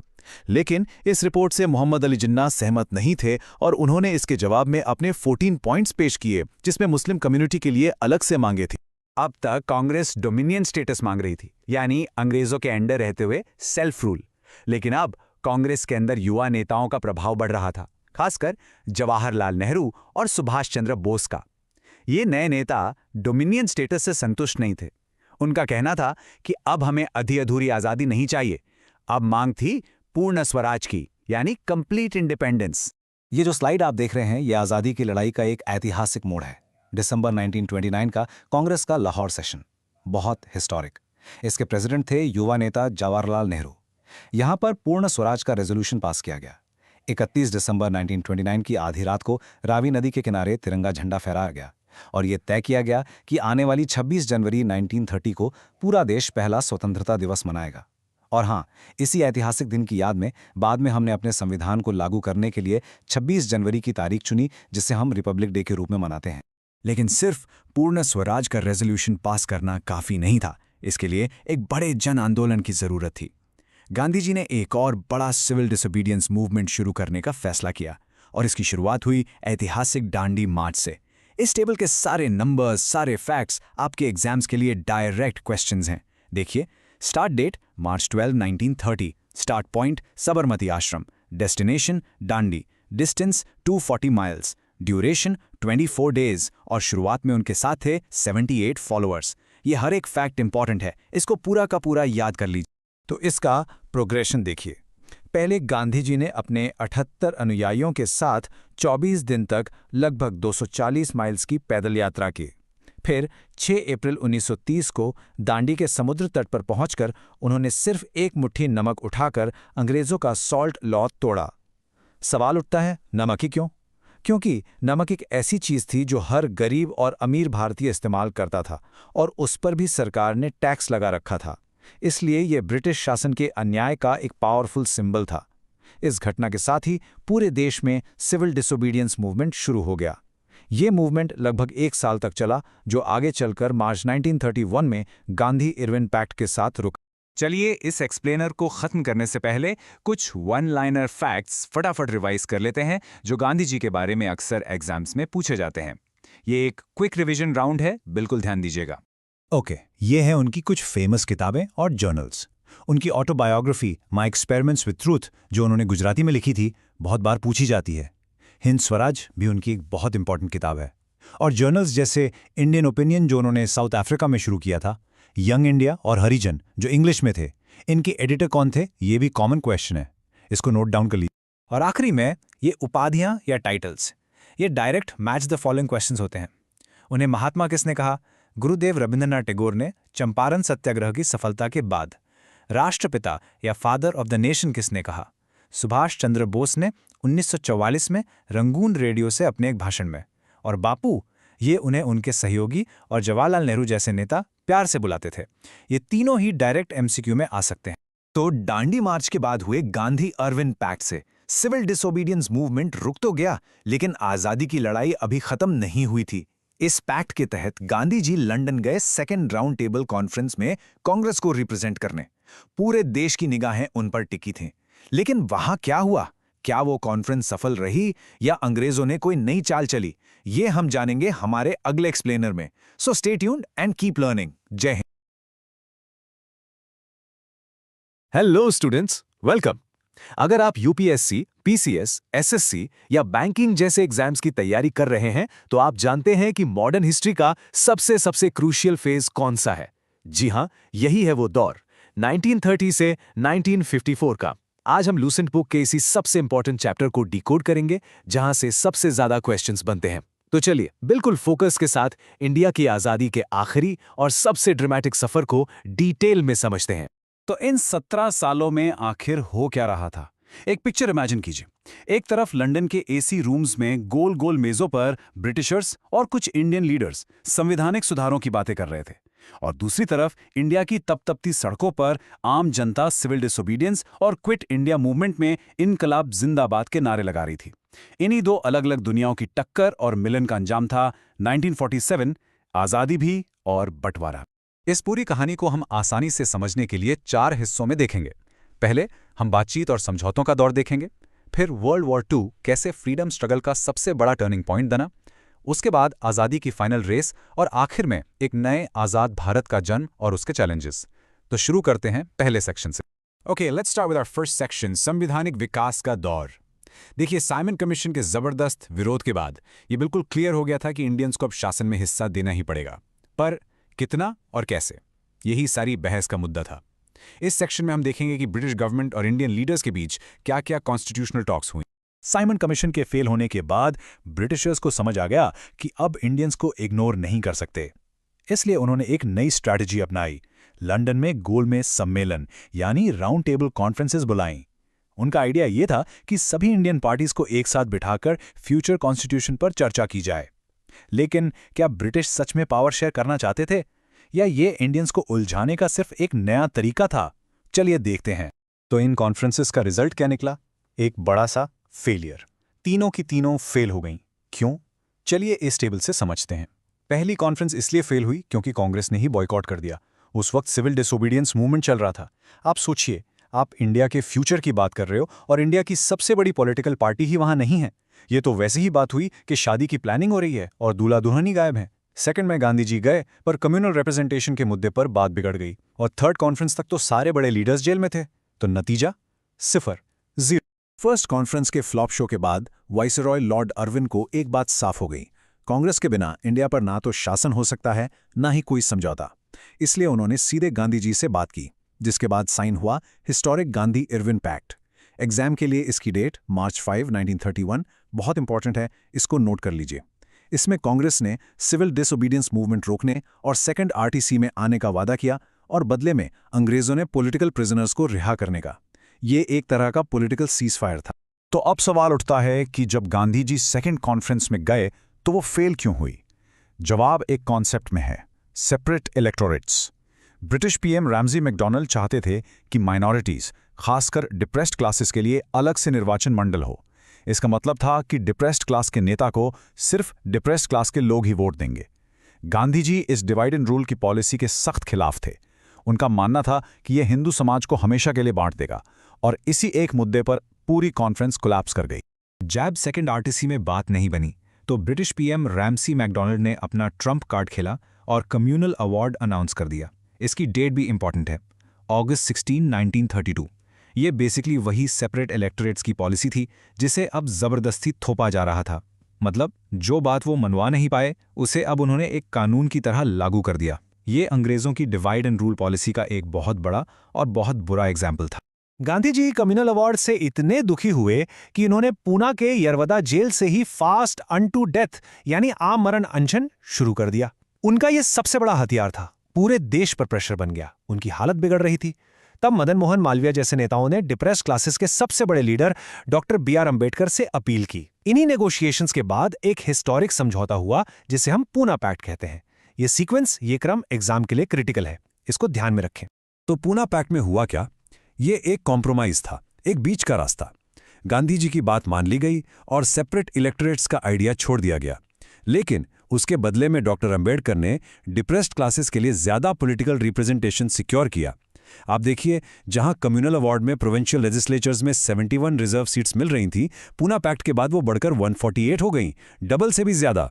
और सेंट्रल लेजिस्लेचर में भी 18% सीट्स रिजर्व कर दी गईं। ये नंबर्स 71 से 148 आपको एग्जाम्स के लिए याद रखने हैं।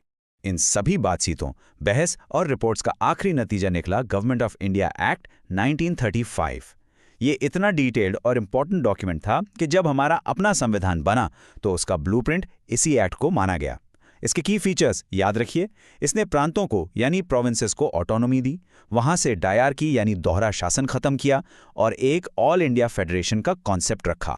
लेकिन हैरानी की बात यह है कि इतने बड़े एक्ट को भी सभी इंडियन पार्टीज ने रिजेक्ट कर दिया। क्यों? क्योंकि ये एक खोखला स्ट्रक्चर था। ऊपर से ऑटोनॉमी दिखती थी, पर असली पावर, वीटो पावर अभी भी ब्रिटिश गवर्नर जनरल के पास ही थी। इस पर नेहरू जी का कमेंट इस पूरे सेंटिमेंट को सबसे अच्छे से बताता है। उन्होंने इसे a new charter of bondage यानी गुलामी का नया चार्टर कहा। ये कोट एग्जाम्स में सीधा पूछा जाता है कि ये किसने कहा था। चलिए आगे बढ़ते हैं अपने दूसरे सेक्शन पर, WW2 और भारत का संघर्ष। 1939 में वर्ल्ड वॉर II शुरू हो गया। ये एक ऐसी घटना थी जिसने पूरी दुनिया बदल दी। और जब ये हुआ तो इंडिया का फ्रीडम स्ट्रगल एक बिल्कुल नए फेज में एंटर कर गया। अब ब्रिटिशर्स कमज़ोर थे और इंडियन लीडर्स ने इस मौके को आज़ादी के लिए इस्तेमाल करने का सोचा। देखिए, 1937 के इलेक्शंस के बाद कई प्रोविंसेस में कांग्रेस की सरकारें बनी थी। लेकिन जब WW2 शुरू हुआ तो वाइसरॉय लिनलिथगो ने बिना इंडियन लीडर्स से पूछे, बिना उनसे सलाह किए इंडिया को वॉर में शामिल कर दिया। कांग्रेस ने इसका विरोध किया और प्रोटेस्ट में सभी मिनिस्ट्रीज से रिजाइन कर दिया। जिस दिन उन्होंने रिजाइन किया, यानी दिसंबर 22, 1939, उस दिन को मुस्लिम लीग के लीडर जिन्ना ने डे ऑफ डिलीवरेंस यानी मुक्ति दिवस के रूप में मनाया। ये घटना कांग्रेस और मुस्लिम लीग के बीच बढ़ती हुई दरार का एक बहुत बड़ा सिंबल है। इसी बीच एक अलग देश की मांग भी तेज हो रही थी। चलिए देखते हैं कि पाकिस्तान का आइडिया कैसे डेवलप हुआ। सबसे पहले 1930 में फेमस पोएट इकबाल ने एक सेपरेट मुस्लिम स्टेट का आइडिया दिया। फिर 1935 में कैम्ब्रिज के एक स्टूडेंट चौधरी रहमत अली ने पाकिस्तान टर्म कॉइन किया। और फाइनली मार्च 24, 1940 को मुस्लिम लीग ने अपने लाहौर सेशन में पाकिस्तान रेजोल्यूशन पास कर दिया। ये क्रोनोलॉजी यूपीएससी प्रीलिम्स के लिए बहुत बहुत इंपॉर्टेंट। वर्ल्ड वॉर II में ब्रिटिशर्स की हालत काफी खराब थी। उन्हें इंडिया का सपोर्ट हर हाल में चाहिए था।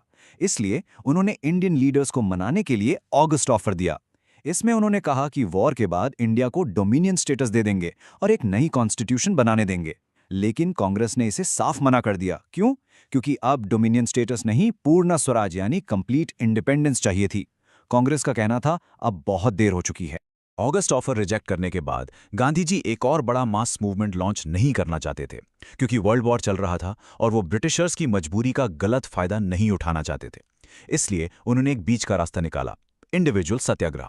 ये एक लिमिटेड सिंबॉलिक प्रोटेस्ट था। एग्जाम के लिए ये सीक्वेंस हमेशा पूछा जाता है। फर्स्ट सत्याग्रही कौन थे? विनोबा भावे। सेकंड कौन थे? जवाहरलाल नेहरू। और थर्ड थे सरदार पटेल। इसे जरूर नोट कर लीजिए। 1942 तक वॉर में ब्रिटिशर्स की हालत और भी खराब हो गई। जापान इंडिया के बॉर्डर तक आ पहुंचा था। तब ब्रिटिश गवर्नमेंट ने सर स्टैफर्ड क्रिप्स को एक नए प्रपोजल के साथ इंडिया भेजा। इसमें फिर से वही पुरानी बात थी, डोमिनियन स्टेटस, वो भी वॉर के बाद। इस बार गांधी जी ने इसे ये कहकर रिजेक्ट कर दिया, अ post dated cheque on a crumbling bank. मतलब एक ऐसे बैंक का चेक जो डूब रहा है, और वो भी फ्यूचर की डेट का। ये कोट बहुत फेमस है। जब सारे ऑफर्स फेल हो गए, सारी बातचीत बेकार हो गई, तो कांग्रेस ने आजादी के लिए फाइनल पुश यानी आखिरी और सबसे बड़ा आंदोलन करने का फैसला किया। वो साल था 1942। ये साल इंडियन हिस्ट्री का एक टर्निंग पॉइंट है, इसको याद रखिएगा।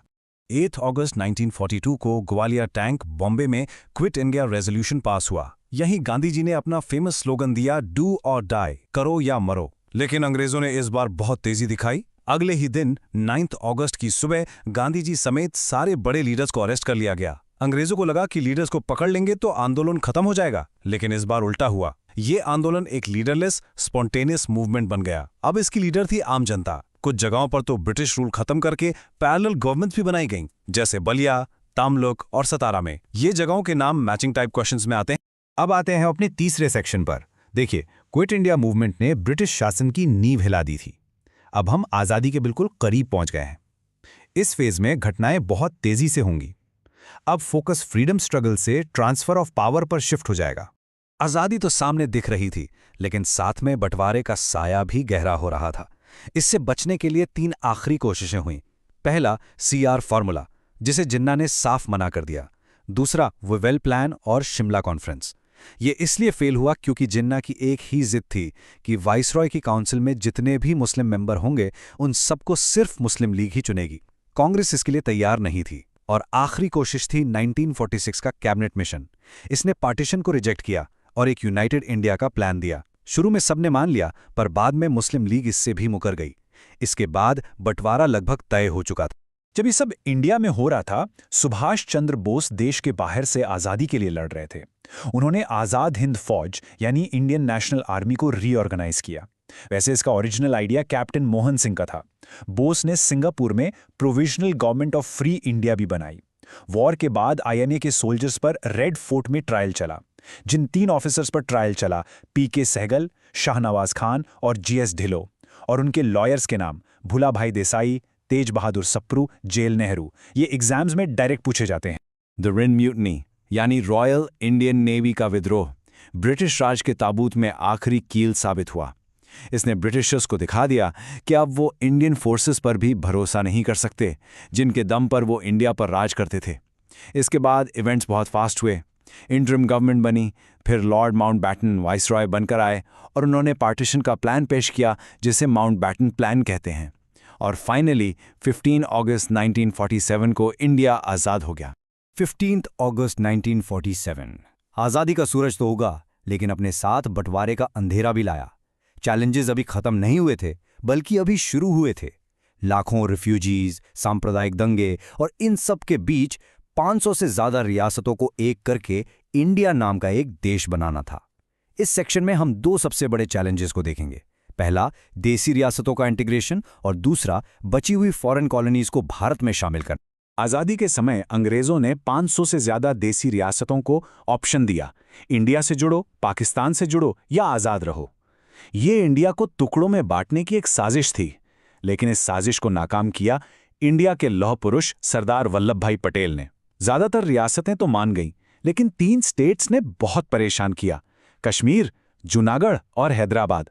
ये टेबल बताता है कि उन्हें कैसे इंटीग्रेट किया गया।